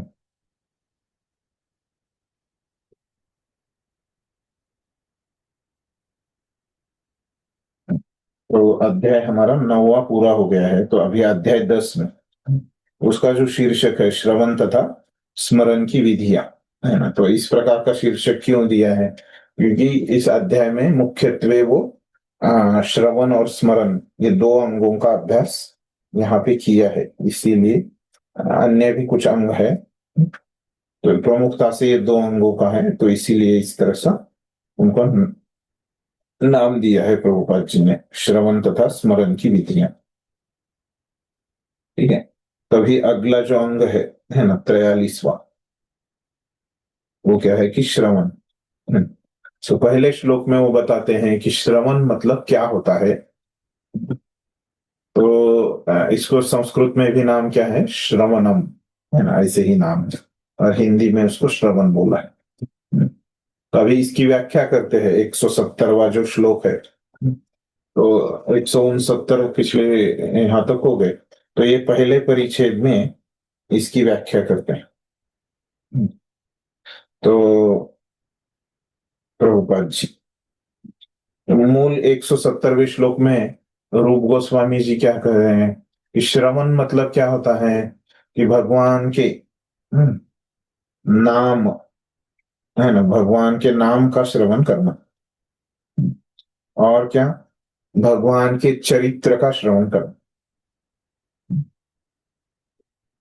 और भगवान के गुणों का श्रवण करना। ये 3 चीजों का श्रवण। तो कृष्ण के नाम का श्रवण, है ना, कृष्ण के चरित्र का स्मरण, और कृष्ण के गुणों का स्मरण। मतलब क्या, सॉरी स्मरण बोला मैंने, बहुत बार स्मरण बोला मैंने। ये श्रवण और स्मरण 2 चीजें हैं। तो श्रवण है यहाँ पे, स्मरण नहीं, श्रवण। तो भगवान के नाम का श्रवण, है ना, तो भगवान के नामों को सुनना, है ना, मतलब जप करना, या संकीर्तन करना, है ना, कीर्तन करना ना। चरित्र, है ना, तो भगवान का चरित्र, भगवान मतलब क्या, चरित्र हमको कैसे मिलेगा? इसको दूसरा नाम है भगवान की लीलाएं। भगवान की लीलाओं सुनने से वो उसमें उनका चरित्र मिल जाए, और भगवान के गुण ये भी भगवान की लीलाओं में रहेंगी। भगवान की लीलाओं से क्या मिल जाएंगे? भगवान के गुण हमको मिलेंगे, और उनके चरित्र, है ना, ये दोनों भी क्या है, उनकी जो कथा है, लीला, या इसको कथा, भगवान कृष्ण कथा जो हम बोलते हैं, इसको कथा भी हम बोलते हैं। भगवान की कथा से हमको ये उनके चरित्र और गुण समझ में आएंगे। और हरि नाम लेने से मतलब क्या, जप करने से, जप करने से और हरि का नाम लेने से क्या हो जाएगा? हमको ये नाम का श्रवण हो जाएगा। तो मैंने अभी यहाँ पे बताया कि श्रवण क्या है बताया, और ये श्रवण हम कैसे कर सकते हैं ये भी आपको बताया। अगला पढ़िए भी, और किसी और एक माता जी हैं दूसरे। जी हाँ हरे कृष्ण प्रभु जी, दंडवत प्रणाम जी, दंडवत जी। श्रवण कृष्ण भावनामृत तथा भक्ति का शुभारंभ सुनने से होता है, जिसे संस्कृत में श्रवणम कहा जाता है। सारे लोगों को अवसर मिलना चाहिए कि वे भक्ति टोलियों में भाग लेकर सुन सकें। कृष्ण भावनामृत की प्रगति के लिए यह सुनना, श्रवणम, अत्यंत महत्वपूर्ण है। जब कोई अपने कानों से दिव्य ध्वनि ग्रहण करता है तो वह तुरंत शुद्ध हो जाता है और उसका हृदय भी विमल बन जाता है। चैतन्य महाप्रभु ने बल देकर कहा है कि यह श्रवण अत्यंत महत्वपूर्ण है। यह कलुषित आत्मा को धो डालता है, जिससे मनुष्य भक्ति में प्रवेश करने तथा कृष्ण भावनामृत को समझने के योग्य बन जाता है। धन्यवाद। तो देख, हाँ नहीं, अभी यहाँ पे रुकते हैं, तो इसको समझ लेते हैं। ये श्रवण की जो व्याख्या है उसको पहले। तो प्रभुपाद जी अभी क्या बोल रहे हैं यहाँ पे कि कृष्ण भावनामृत तथा भक्ति का शुभारंभ सुनने से होता है। देखिए, कोई भी चीज इस दुनिया की अगर हमको करनी है तो हम सीखनी है कैसे करना है, तो उसकी शुरुआत कहाँ से होती है? श्रवण से ही होती है। जैसे जो विद्यार्थी स्कूल कॉलेजों में जाते हैं तो पहले क्या करते हैं? श्रवण ही करते हैं, है ना। तो वहां पे वो सीख रहे हैं, नई नई चीजें सीख रहे हैं, है ना। तो वो श्रवण ही करते हैं। तो जैसे अभी हम भक्ति सीख रहे हैं, है ना, भक्ति क्या है समझ रहे हैं, है ना। तो हमको क्या करना पड़ेगा? श्रवण ही करना पड़ेगा, है ना? तो शुरू में क्या है? हर एक चीज में श्रवण ही आता है। तो उसी को संस्कृत में श्रवणम कहेगा, ठीक है। ये सारे लोगों को अवसर मिलना चाहिए, सारे लोगों को अवसर मिलने चाहिए कि वे भक्ति टोलियों में भाग लेकर सुन सके, है ना। तो ऐसी सब लोगों को एक अवसर मिलना चाहिए कि ऐसे छोटे छोटे टोलियां, मतलब क्या? ये छोटे छोटे वो समूह में आए, छोटे छोटे समूहों में आए और सुन ले, है ना। जैसे अभी हम यहाँ पे एक समूह में एकत्रित हुए हैं और पढ़ रहे हैं, है ना। हम सुन रहे हैं जो प्रभुपाद जी ने जो लिखा है, आचार्यों ने जो लिखा है, वो लोग बोल रहे हैं, है ना। उसको ही हम सुन रहे हैं। कृष्ण भावनामृत की प्रगति के लिए यह सुनना अत्यंत महत्वपूर्ण है ना। तो शुरू में भी ये आवश्यक है ना। भक्ति के तो ऐसे है क्या कि थोड़े दिनों बाद इसको बंद करना है? नहीं, तो ये अंत तक आवश्यक है ना। तो जब तक ये हर प्रकार के भक्त, प्रेम स्तर के भी भक्त, है ना, वो श्रवण करते हैं, है ना? तो सभी प्रकार के भक्त क्या करते हैं? ये अंत तक हमको सिद्धावस्था भी प्राप्त हो गई भक्ति में, तभी भी ये श्रवण का कार्य रहेगा। ऐसे नहीं कि शुरू में है मतलब प्रगत भक्ति इसको नहीं करते, ऐसे नहीं है। प्रगति के लिए भी ये शुरू में आवश्यक है, प्रगति में भी आवश्यक है, और प्रगति होने के बाद भी आवश्यक है। हमेशा ये आवश्यक है श्रवण, है ना। इसको हम कभी छोड़ नहीं सकते। जब कोई अपने कानों से दिव्य ध्वनि ग्रहण करता है तो वह तुरंत शुद्ध हो जाता है। ये क्या हो जाता है? कानों से भगवान प्रवेश करते हैं अपने अंदर, है ना, और फिर जाते हैं हृदय में, है ना, और फिर अपने जो गंदा हृदय है भगवान उसको स्वच्छ कर देते हैं। चैतन्य महाप्रभु ने बल देकर कहा है, यह श्रवण अत्यंत महत्वपूर्ण है, ये बहुत ही महत्वपूर्ण है ये श्रवण। यह कलुषित आत्मा को धो डालता है। तो जो हमारी पहले से ही स्वच्छ है आत्मा, लेकिन इस भौतिक जगत के संपर्क से वो कलुषित हो गई है, बद्ध हो गई है, इसको भी वो क्या करता है? धो देता है, स्वच्छ कर देता है ना। चेतो दर्पण मार्जनम कर देता है, ऐसे चैतन्य महाप्रभु बोल रहे। जिससे मनुष्य भक्ति में प्रवेश करने तथा कृष्ण भावनामृत को समझने के योग्य बन जाता है ना। और ये श्रवण करने से क्या हो जाता है? हमारा हृदय शुद्ध होने से हमें वो योग्यता आती है कि हम भक्ति को ग्रहण करें, और भक्ति को ग्रहण करेंगे तो फिर उसमें प्रगति हो जाएगी। तो ऐसे ये श्रवण क्या है, ये इस श्लोक में बताया गया है। तो फिर अभी जैसे मैंने बताया कि यहाँ पे 3 चीजों के श्रवण के बारे में बता रहे हैं, है ना।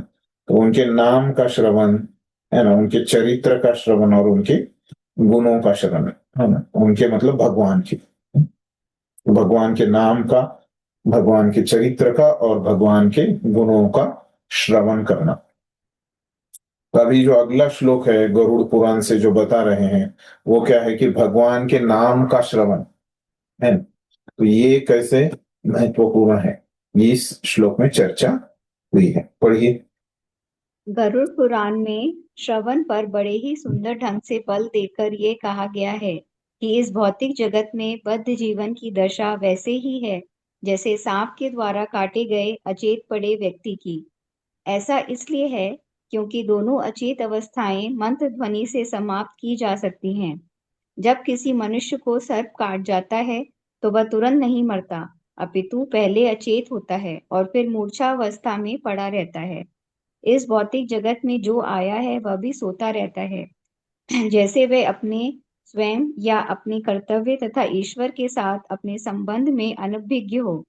अतएव भौतिकतावादी जीवन का अर्थ है कि उसे माया रूपी सर्प ने काट लिया है और वह कृष्ण भावनामृत के बिना मृत प्राय है। सर्प से डसा गया तथाकथित मृत व्यक्ति किसी मंत्रोच्चार द्वारा पुनः जीवित हो सकता है। इन मंत्रों के पटु उच्चारणकर्ता होते हैं जो ये चमत्कार कर सकते हैं। इसी प्रकार भौतिक जीवन की मृत प्राय अचेत अवस्था से मनुष्य को महामंत्र हरे कृष्ण कृष्ण कृष्ण हरे राम राम राम हरे के श्रवण द्वारा कृष्ण भावनामृत में पुनः लाया जा सकता है। धन्यवाद। तो यहाँ पे अभी ये श्लोक है कि भगवान के नाम की श्रवण के बारे में बताता है। क्या बोल रहे हैं प्रभुपाद जी इसमें? ये गरुड़ पुराण में श्रवण पर बड़े ही सुंदर ढंग से बल देकर कहा गया है। ये बहुत ही अच्छा श्लोक है बोल रहे हैं, जो गरुड़ पुराण में बताया गया है। इस भौतिक जगत में, अभी वो श्लोक का अर्थ चालू है। श्लोक क्या बोल रहा है कि इस भौतिक जगत में बद्ध जीवन की दशा वैसे ही है जैसे सांप के द्वारा काटे गए अचेत पड़े व्यक्ति की। तो अगर किसी व्यक्ति को सर्प ने काट लिया है तो वो क्या होता है, वो व्यक्ति पहले अचेत अवस्था में आता है, एक तुरंत नहीं मरता, तो बहुत समय के लिए वो अचेत अवस्था में रहता है। तो ऐसा इसलिए है क्योंकि दोनों अचेत अवस्थाएं मंत्र ध्वनि से समाप्त की जा सकती है। तो अभी जैसे पिछले श्लोक में चर्चा आई थी कि किसी को अगर सांप ने काट लिया तो इसको क्या करते थे, एक जो औषधि वनस्पति है उसके पत्ते सूंघने को देते थे। तो और एक वहां पे औषधि थी कि अगर किसी व्यक्ति को सांप ने काट लिया है तो उसको एक मंत्र उच्चारण से कुछ उसको एक मंत्र उच्चारण करके वो भी उसको सुनाए जाते थे वो मंत्र। तो वैसे मंत्र सुनाने से भी क्या हो जाता था, वो जो विष का प्रभाव है उसके ऊपर, है ना, वो विष का प्रभाव क्या करते थे, निकाल दिया जाता था उस वो विष का जो प्रभाव है उससे उसको मुक्ति मिलती थी। ठीक है। तो अभी बोल रहे हैं कि ये जो भौतिक जीवन में भी, भौतिक जगत में भी, है ना, कोई ये भौतिकता की वजह से अचेत हो गया है या कोई सर्पदंश की वजह से अचेत हो गया है, ये तो दोनों को भी क्या होता है कि कुछ मंत्रों का उच्चारण सुनने से वो उस अचेत अवस्था से बाहर आ जाएंगे। तो जो उनकी मूर्छा की अवस्था है उससे वो बाहर आ जाएंगे, जागृत अवस्था में वो आ जाएंगे। तो उसी तरह से हर एक जो भौतिक व्यक्ति का, भौतिक जगत में जो व्यक्ति है वो सोता रहता है जब वो भक्ति नहीं करता, उसे अपने कर्तव्य तथा ईश्वर के साथ अपने संबंध से वो अनजाना रहता है, अज्ञान में रहता है, मतलब वो सोया हुआ है ना। तो भगवान के साथ वो अपना संबंध भूल गया है, मतलब क्या है, वो सोया हुआ व्यक्ति है। अतएव भौतिकतावादी जीवन का अर्थ है कि उसे माया रूपी सर्प ने काट लिया, तो उसको माया रूपी सर्प ने काटा है, तो इसीलिए वो भूल जाता है भक्ति को, है ना। तो ये मरे जैसा ही अचेतन, मृत प्राय मतलब मरे जैसा ही वो अचेतन अवस्था में है। सर्प से डसा गया तथा कथित मृत व्यक्ति किसी मंत्रोच्चार द्वारा पुनः जीवित हो सकता है। इन मंत्रों के पटु उच्चारण करता होते हैं जो यह चमत्कार कर सकते हैं। तो पहले ऐसे लोग रहते थे कि उन सर्प का दंश जो है उसको मुक्त करने के लिए ऐसे मंत्रों का उच्चारण करते थे और वो व्यक्ति क्या हो जाता था, ये सर्प दंश का जो विष का प्रभाव है उससे वो जो रुग्ण है वो बाहर आता था।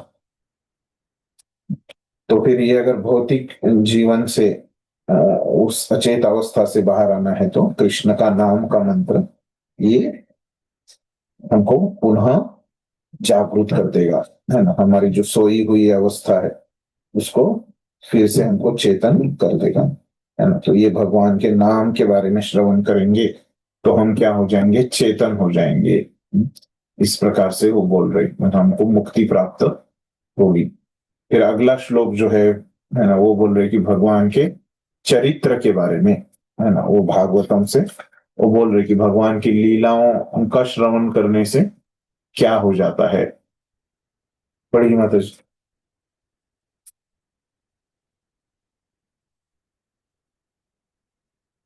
हरे कृष्णा।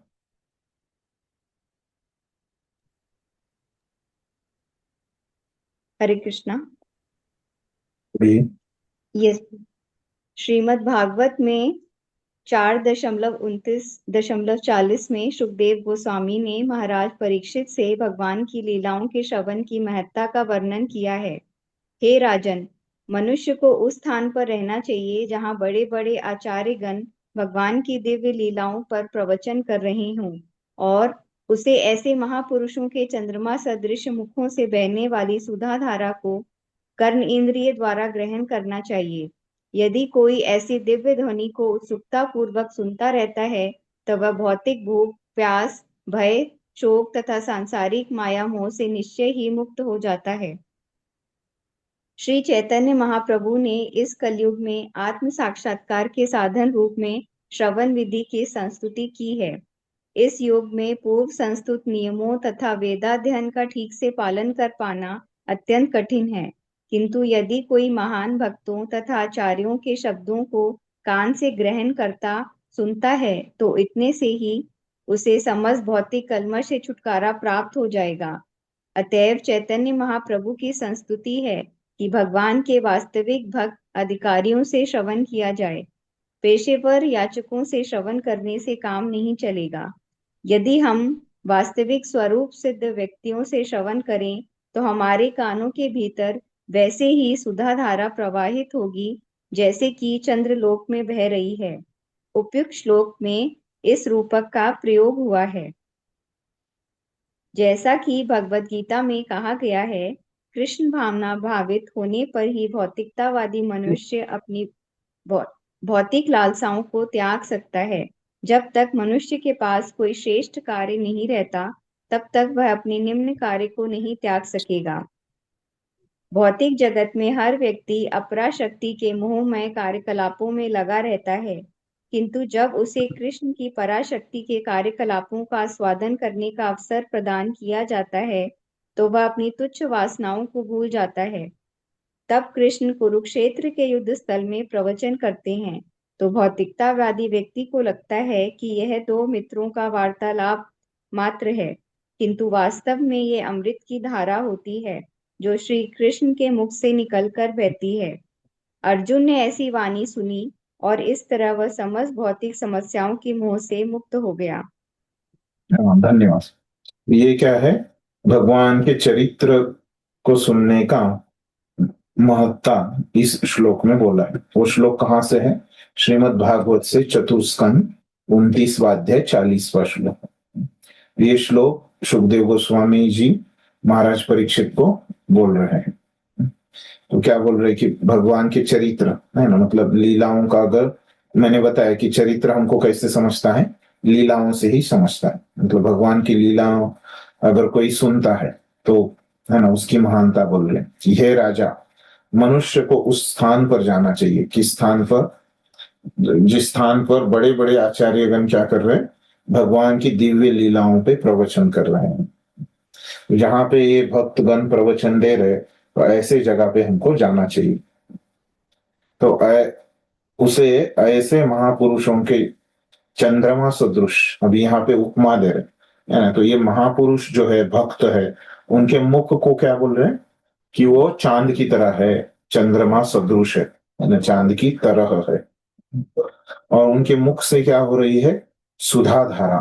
तो मतलब सुधा, चांद का जो प्रकाश रहता है, तो वैसे ये शीतल उनके प्रवाह से धाराएं बह रही है ना।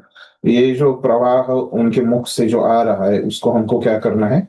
हमारे कानों के द्वारा उसको ग्रहण करना है। और यदि कोई ऐसी दिव्य ध्वनि को उत्सुकता पूर्वक सुनता है तो ऐसे नहीं कि जबरदस्ती कोई सुनता है ना। तो उत्सुकता, उसको सुनने की इच्छा है, तो ये भगवान की लीला है ना। तो ऐसे उसमें अगर सुनने की इच्छा है तो क्या हो जाता है, उत्सुकता है, तो वह भौतिक भूख, प्यास, भय, शोक तथा सांसारिक माया मोह से निश्चय ही मुक्त हो जाता है। तो ऐसा व्यक्ति जो उत्सुकता पूर्वक सुन रहा है भगवान की लीला, है ना, तो उसको भूख नहीं लगती, उसको प्यास नहीं लगती, उसको भय नहीं लगता, है ना, उसको कुछ भी भीति, शोक, है ना, दुख उसके जीवन में रहता नहीं। ये पूरा सांसारिक माया मोह से वो व्यक्ति मुक्त हो जाता है। तो इस तरह से यहाँ पे ये श्लोक का अर्थ है, शब्दशार। और ये वास्तव में क्या हो रहा है, परीक्षित महाराज जैसे महसूस कर पा रहे हैं। वैसे बस यहाँ पे जो बताया है वो बस यहाँ पे ऐसे नहीं है कि ग्रंथों की बात है ना, जो बताई है, लेकिन परीक्षित महाराज जो बहुत ही, उनमें क्या है, श्रवण की उत्सुकता है। और उनको बताने वाले भी कैसे मिले हैं, महापुरुष मिले हैं।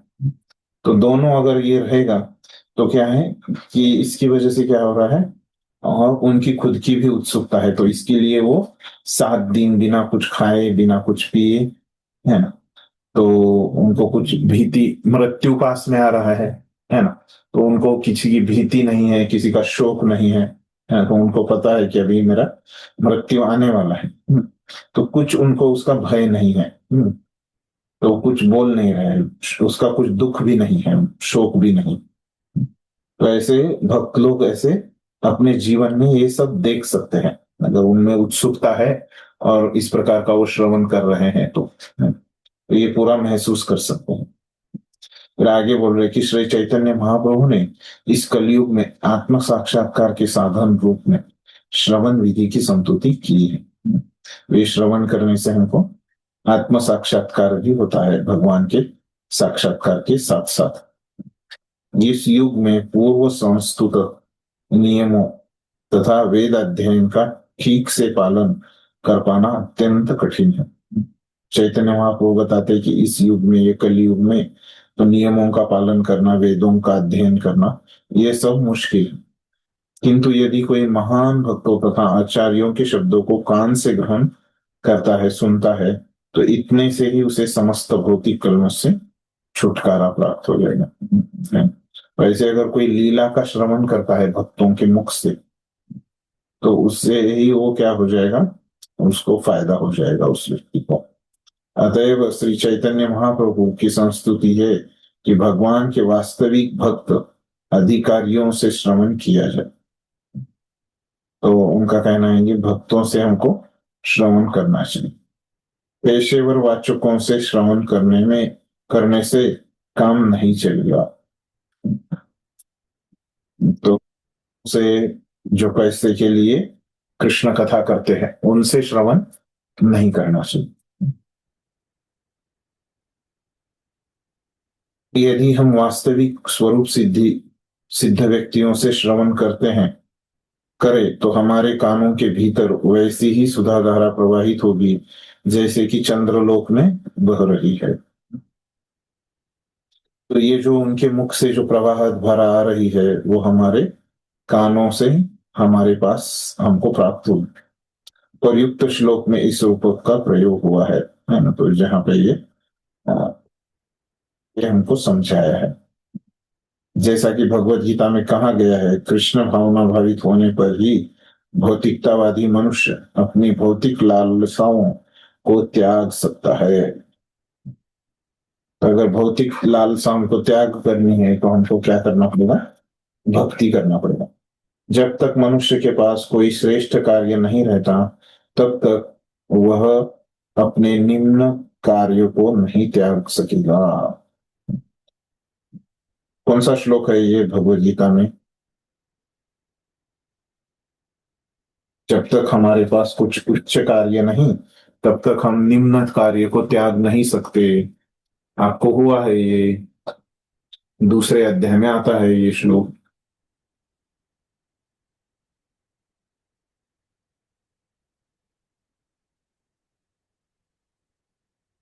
आधे किसी विनिवर्तन्ते ऐसे करके कुछ रथ से हाँ देखिए बराबर, रसोवर्जम रसोप्यस्य परम दृष्ट्वा निवर्तते, विषयानु निवर्तन्ते निराहारस्य देहिना, रसोवर्जम रसोप्यस्य परम दृष्ट्वा निवर्तते।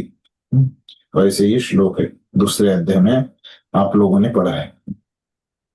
तो भौतिक जगत में हर व्यक्ति अपराशक्ति के मोहमय कार्यकलापों में लगा रहता है। इस भौतिक जगत में क्या है, हर एक जो व्यक्ति है ये भौतिक कार्यकलापों में लगा हुआ है ना, कोई भी फ्री नहीं है ना। तो भौतिक जगत में आप किसी को भी बोलोगे तो बोलेगा कि मेरे पास समय नहीं है ना। सभी लोग व्यस्त है, लेकिन किस में व्यस्त है सभी लोग? इस भौतिक जगत के कार्यों के, अपरा का शक्ति के कार्यों में, पराशक्ति के नहीं, अपराशक्ति के। किंतु जब उसे कृष्ण की पराशक्ति के कार्यकलापों का आस्वादन करने का अवसर प्रदान किया जाए, लेकिन ऐसे जो अपरा शक्ति में जो लगे हैं उनको पराशक्ति का अगर अनुभव आस्वादन मिले तो वह अपनी तुच्छ वासनाओं को भूल जाए। तो उसका जो अनुभव है अपराशक्ति के प्रति तो वो इसको भूल जाए। जब कृष्ण कुरुक्षेत्र के युद्ध स्थल में प्रवचन करते हैं तो भौतिकतावादी व्यक्ति को लगता है कि यह दो मित्र का वार्तालाप मात्र है, ऐसे लोगों को लगता है। लेकिन किंतु वास्तव में यह अमृत की धारा होती है जो श्री कृष्ण के मुख से निकल कर बहती है। अर्जुन ने ऐसी वाणी सुनी और इस तरह वह समस्त भौतिक समस्याओं के मोह से मुक्त हो गया। तो ये भगवान की वाणी जो सुनते हैं कुछ लोग, गीता पढ़ते हैं, उनको लगता है कि ये सामान्य वार्तालाप है जो कृष्ण और अर्जुन के बीच में चल रहा है, लेकिन वैसे नहीं है। तो भगवान के मुख से वहां पे क्या हो रहा है, गंगा बह रही है, मधुर वाणी बह रही है, अमृत की धारा बह रही है। और वो अमृत की धारा अगर हम प्राप्त करेंगे तो हमारे समस्त भौतिक समस्याओं और मोह से हम लोग मुक्त हो जाएंगे। तो इस प्रकार से ये भगवान के चरित्र का श्रवण है। तो अगला पढ़िए, अगला अभी क्या बचा, कौन सा श्रवण बचा? गुण का श्रवण, रूप का श्रवण। तो उसके लिए अभी अगला श्लोक है, पढ़िए। श्रीमद् भागवत में 12.3.15 में कहा गया है, जो व्यक्ति कृष्ण की अनन्य भक्ति चाहता है, जिनकी प्रशंसा दिव्य ध्वनि शब्दोच्चार द्वारा की जाती है, उसे उनके यशोगान तथा दिव्य गुणों के विषय में निरंतर श्रवण करना चाहिए। इससे हृदय का समस्त प्रकार का अमंगल निश्चय ही नष्ट होगा। ये जो 12वें स्कंद का तीसरा अध्याय 15वां श्लोक है, उसमें क्या बोल रहे कि अगर कोई अनन्य भक्ति चाहता है, अगर किसी को भक्ति प्राप्त करनी है तो क्या है कि उसको क्या करना चाहिए कि भगवान की प्रशंसा के लिए जो श्लोक है जिसमें उनका यशोगान और भगवान के गुणों का वर्णन हो रहा है, तो ऐसे श्लोकों का हमको निरंतर श्रवण करना चाहिए। तो ऐसे अगर हम करेंगे तो हमको क्या होगी, अनन्य भक्ति प्राप्त होगी और हमारे हृदय जो है उसमें जो अमंगल है वो सब चला जाएगा, मतलब हृदय साफ हो जाएगा। ऐसे ही 173वें श्लोक में बताया है। ठीक है, तो उसके बाद वाला जो अंग है ना, वो क्या है कि भगवत कृपा की आशा करना। तो कितने नंबर का ये अंग है? 44वें ना। तो इसको संस्कृत में नाम क्या दिया है कि तत्कृपे क्षणम, है ना। मतलब तत् मतलब भगवान की, है ना, कृपे की, कृपा की आशा करना, कृपे क्षणम ऐसे नाम दिया है। पढ़िए माता जी। भगवत कृपा की आशा करना। भागवत में 10.14.8 में कहा गया है, हे प्रभु, जो व्यक्ति आपकी अहेतुकी कृपा के लिए निरंतर प्रतीक्षा करता रहता है और जो अपने अंतःस्थल से आपको नमस्कार करते हुए अपने विगत दुष्कर्मों के फलों को भोगता रहता है, वह निश्चित रूप से मुक्ति का पात्र बनता है, क्योंकि यह उसका अधिकार हो जाता है। भागवत का ये कथन सभी भक्तों के लिए मार्गदर्शक होना चाहिए। भक्त को अपने विगत दुष्कर्मों के फल से तुरंत राहत मिलने की आशा नहीं करनी चाहिए। कोई भी बद्ध आत्मा ऐसे फलों के अनुभव से मुक्त नहीं है, क्योंकि इस जगत का अर्थ है विगत कर्मों के फलस्वरूप निरंतर कष्ट भोगना या सुख भोगना। यदि कोई अपने भौतिक कर्म समाप्त कर चुका है, तो उसका फिर से जन्म नहीं होता। यह तभी संभव है जब वह कृष्ण भावना भावित कर्म करना प्रारंभ कर दे, क्योंकि ऐसे कर्मों से फल नहीं भोगना होता। इसीलिए जैसे ही कोई कृष्ण भावना भावित कर्मों में पूर्ण हो जाता है, उसे इस जगत में फिर से जन्म नहीं लेना पड़ता। जो भक्त कर्म फलों से पूर्णतः मुक्त नहीं हो पाता, उसे चाहिए कि वह गंभीरता पूर्वक कृष्ण भावना भावित कर्म करता रहे, भले ही कितने ही अवरोध क्यों ना आए। जब ऐसे अवरोध आ जाएं, तो उसे कृष्ण का चिंतन करते हुए उनकी कृपा की आशा करनी चाहिए। यही एकमात्र सांत्वना सांत्वना है। यदि भक्त इस भावना से अपने दिन बिताता है, तो उसका भगवत धाम जाना निश्चित है। ऐसे कार्यकलापों से वह भगवत धाम जाने के दावे का अधिकार प्राप्त कर लेता है। इस श्लोक में दाय भाग शब्द आया है। दाय भाग का अर्थ है पिता की संपत्ति का वैध अधिकारी पुत्र। इसी तरह जो शुद्ध भक्त कृष्ण भावना भावित कार्यों को करते हुए सभी प्रकार के क्लेशों को सहने के लिए तैयार रहता है, वह दिव्य धाम में प्रवेश करने का वैध वैध पात्र बन जाता है। हरे कृष्ण। देखिए, अभी ये जो अंग है, भगवत कृपा की आशा करना, भगवान की कृपा, भगवान कृपा करेंगे, ऐसे आशा उसके मन में रहना, तो ये भी क्या है, एक भक्ति का अंग है। वैसे अगर हमारे मन में आशा है, तो हम लोग भक्ति कर रहे हैं। तो इसके लिए प्रमाण क्या दे रहे कि भागवतम के दशम स्कंद के, है ना, बहुत प्रसिद्ध श्लोक है ना। श्लोक क्या है, तत्तेनुकंपां सुसमीक्षमानो भुञ्जान एवात्मकृतं विपाकम् रद्वाग्वपुर्भिर्विदधन् नमस्ते जीवेत यो मुक्तिपदे सदाय भाक्।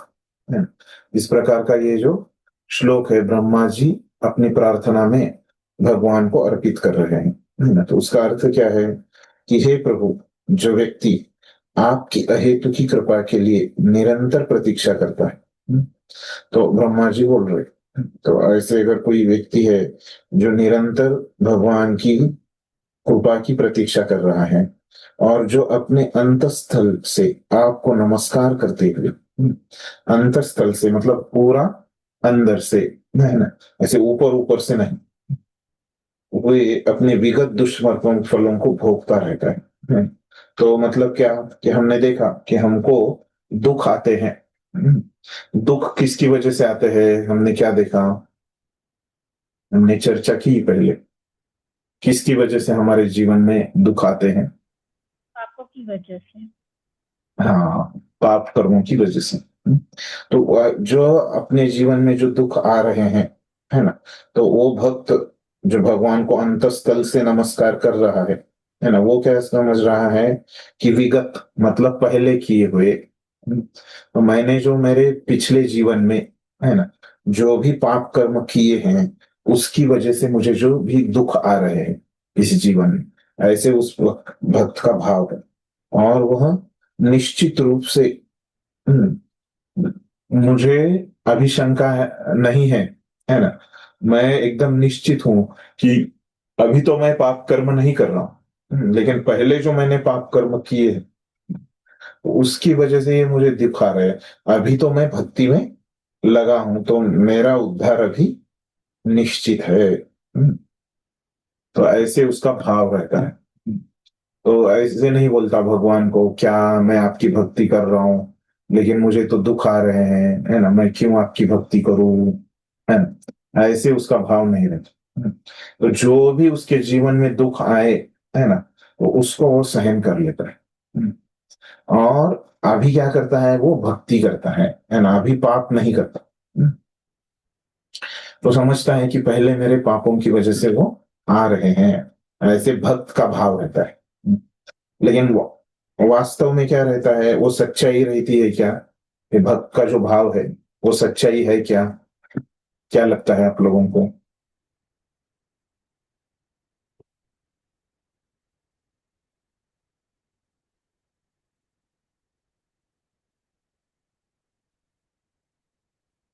या कुछ अलग है? सच क्या रहता है वहां पे?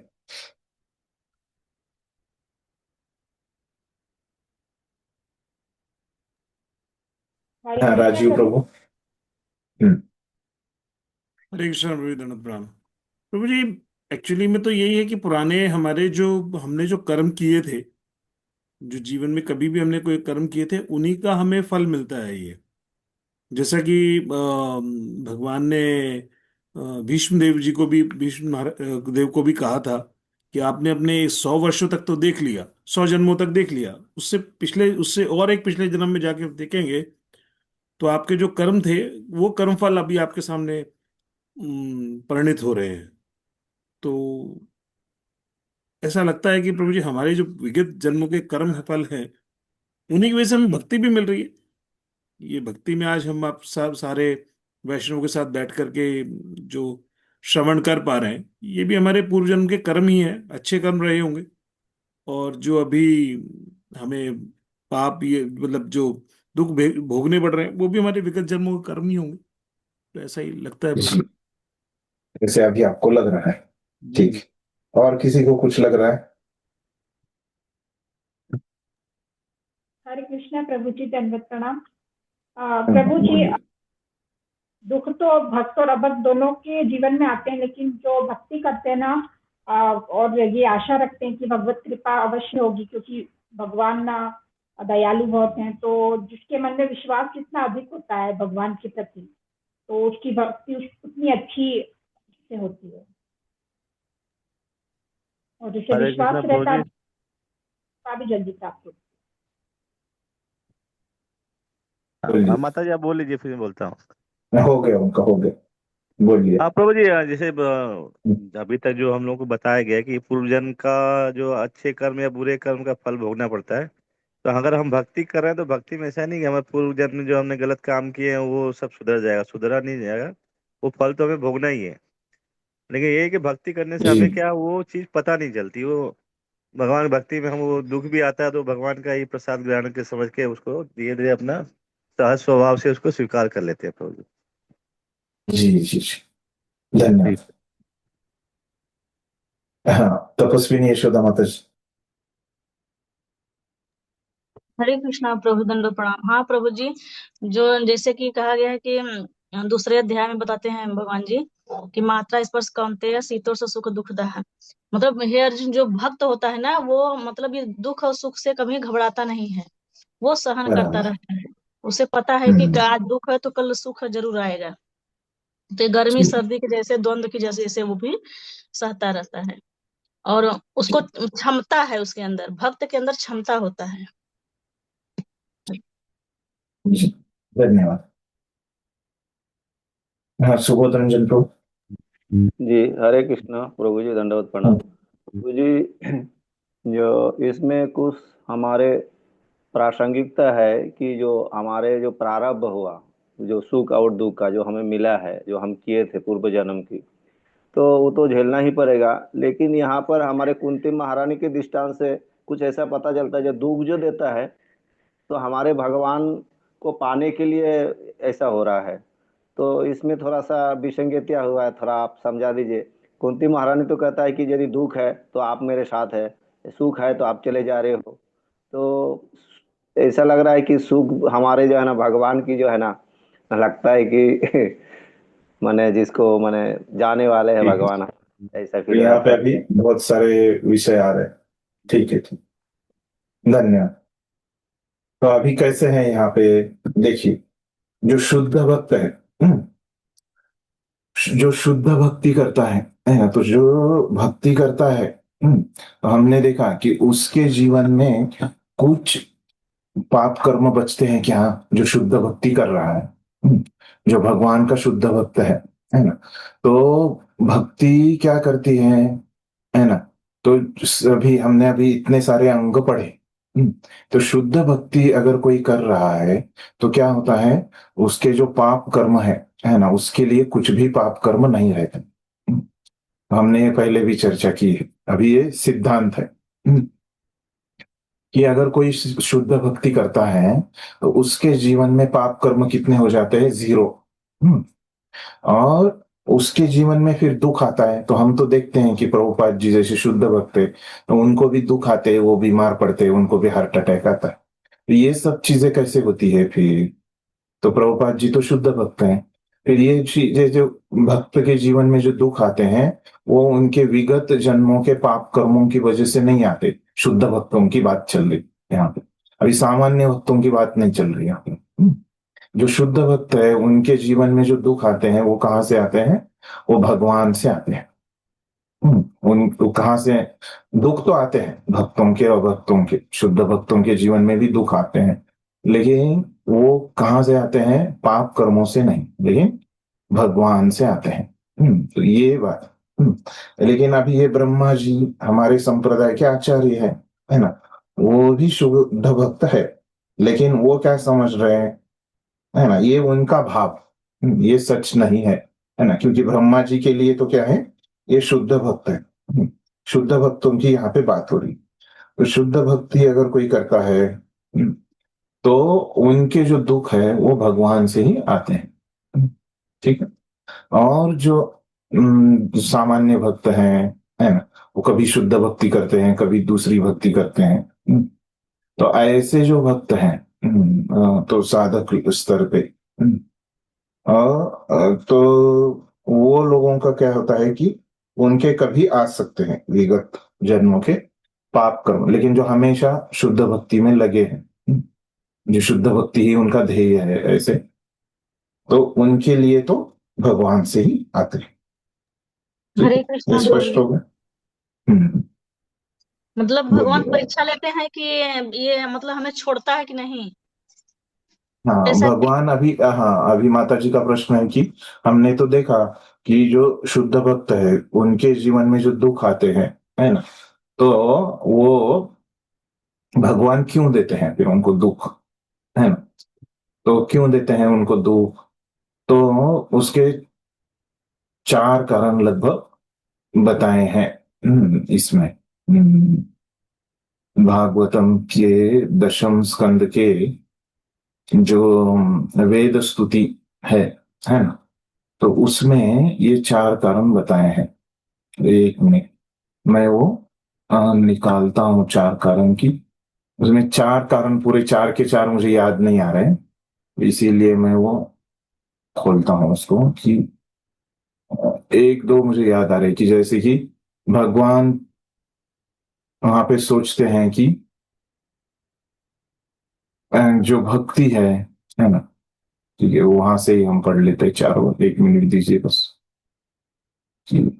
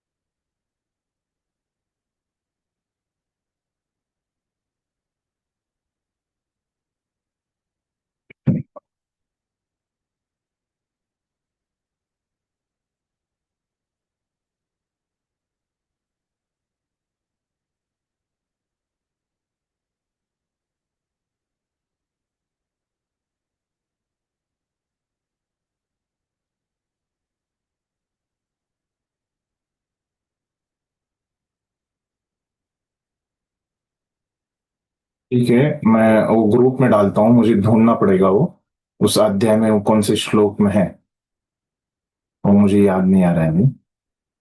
देखा ऊपर ऊपर से उसको मिलाने का, मैं ग्रुप में डालता हूं। तो इसके 4 कारण हैं। फिर भगवान भक्तों के जीवन में दुख क्यों देते हैं, तो वो है भागवतम में वैसे के वैसे इसको उत्तर दिए। तो यहाँ पे अभी हम चर्चा कर रहे थे कि आ, तो ब्रह्मा जी अभी बोल रहे हैं कि हाँ, तो यहाँ पे तो उनका जो भाव है कि उनको जो दुख आ रहे हैं, है ना, उनके विगत पाप कर्मों की वजह से आ रहे हैं। लेकिन मैंने बताया कि ये भक्तों के लिए तो कुछ पाप कर्म होते नहीं, उनके जो दुख है वो भगवान से आते हैं। ठीक है, ये एक स्पष्ट हो गई। फिर आगे बोल रहे कि भागवत का यह कथन सभी भक्तों के लिए मार्गदर्शक होना चाहिए।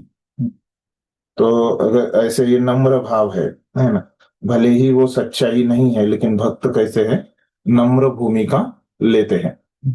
तो प्रभुपाद जी बोल रहे कि ऐसे अगर नम्र भूमिका हम लेंगे तो हमारे लिए अच्छा है। भक्त को अपने विगत दुष्कर्मों के फलों से तुरंत राहत मिलने की आशा नहीं करनी चाहिए। तो भक्त को ऐसी भाव ऐसे रखना चाहिए कि अगर ये पाप कर्म की वजह से ही मुझे फल आ रहे हैं, ये जो दुख आ रहे हैं, तो ऐसे भाव रखेंगे तो हम भक्ति करना जारी रख सकते हैं, ऐसे बोल रहे। कोई भी कोई भी बद्धात्मा ऐसे फलों के अनुभव से मुक्त नहीं है। तो बद्धात्मा बोल रहे है ना, तो बद्धात्मा मुक्त नहीं है, लेकिन शुद्ध भक्त मुक्त है। क्योंकि इस जगत का अर्थ है विगत कर्मों के फलस्वरूप निरंतर कष्ट भोगना या सुख भोगना। तो ये ऐसे जो भौतिक चेतना में रहते हैं तो उनको तो ऐसे दुख आएंगे ही।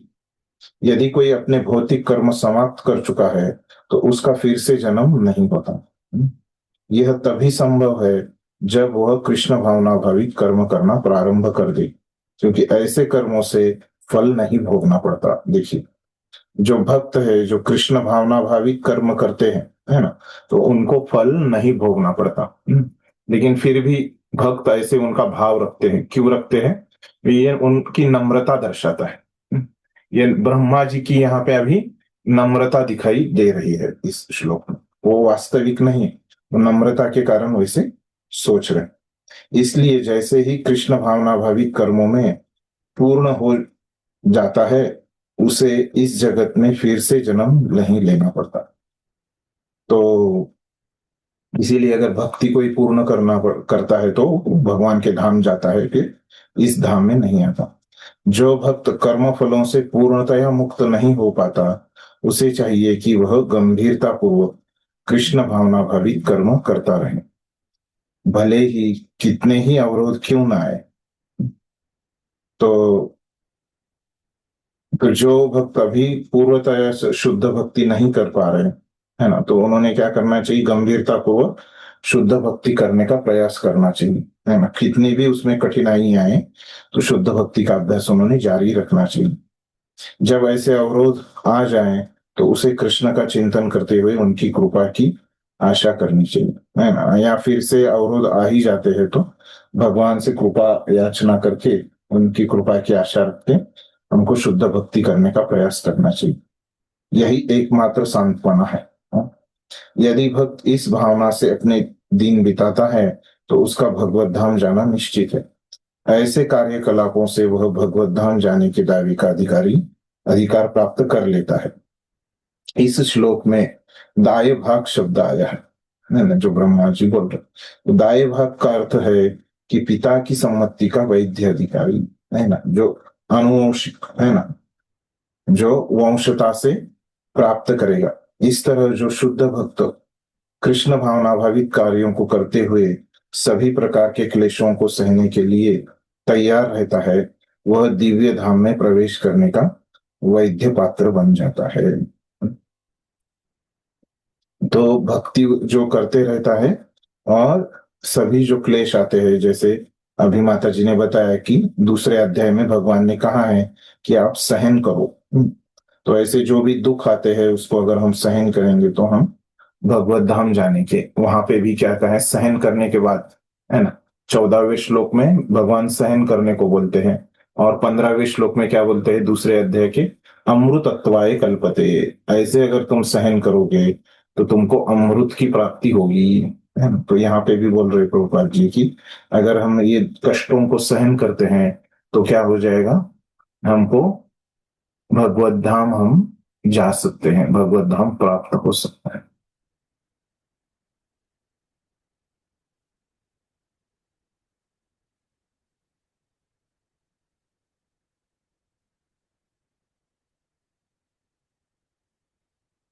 तो अभी अगला जो अंग है भक्ति का वो क्या है, स्मरण। पढ़िए माता जी।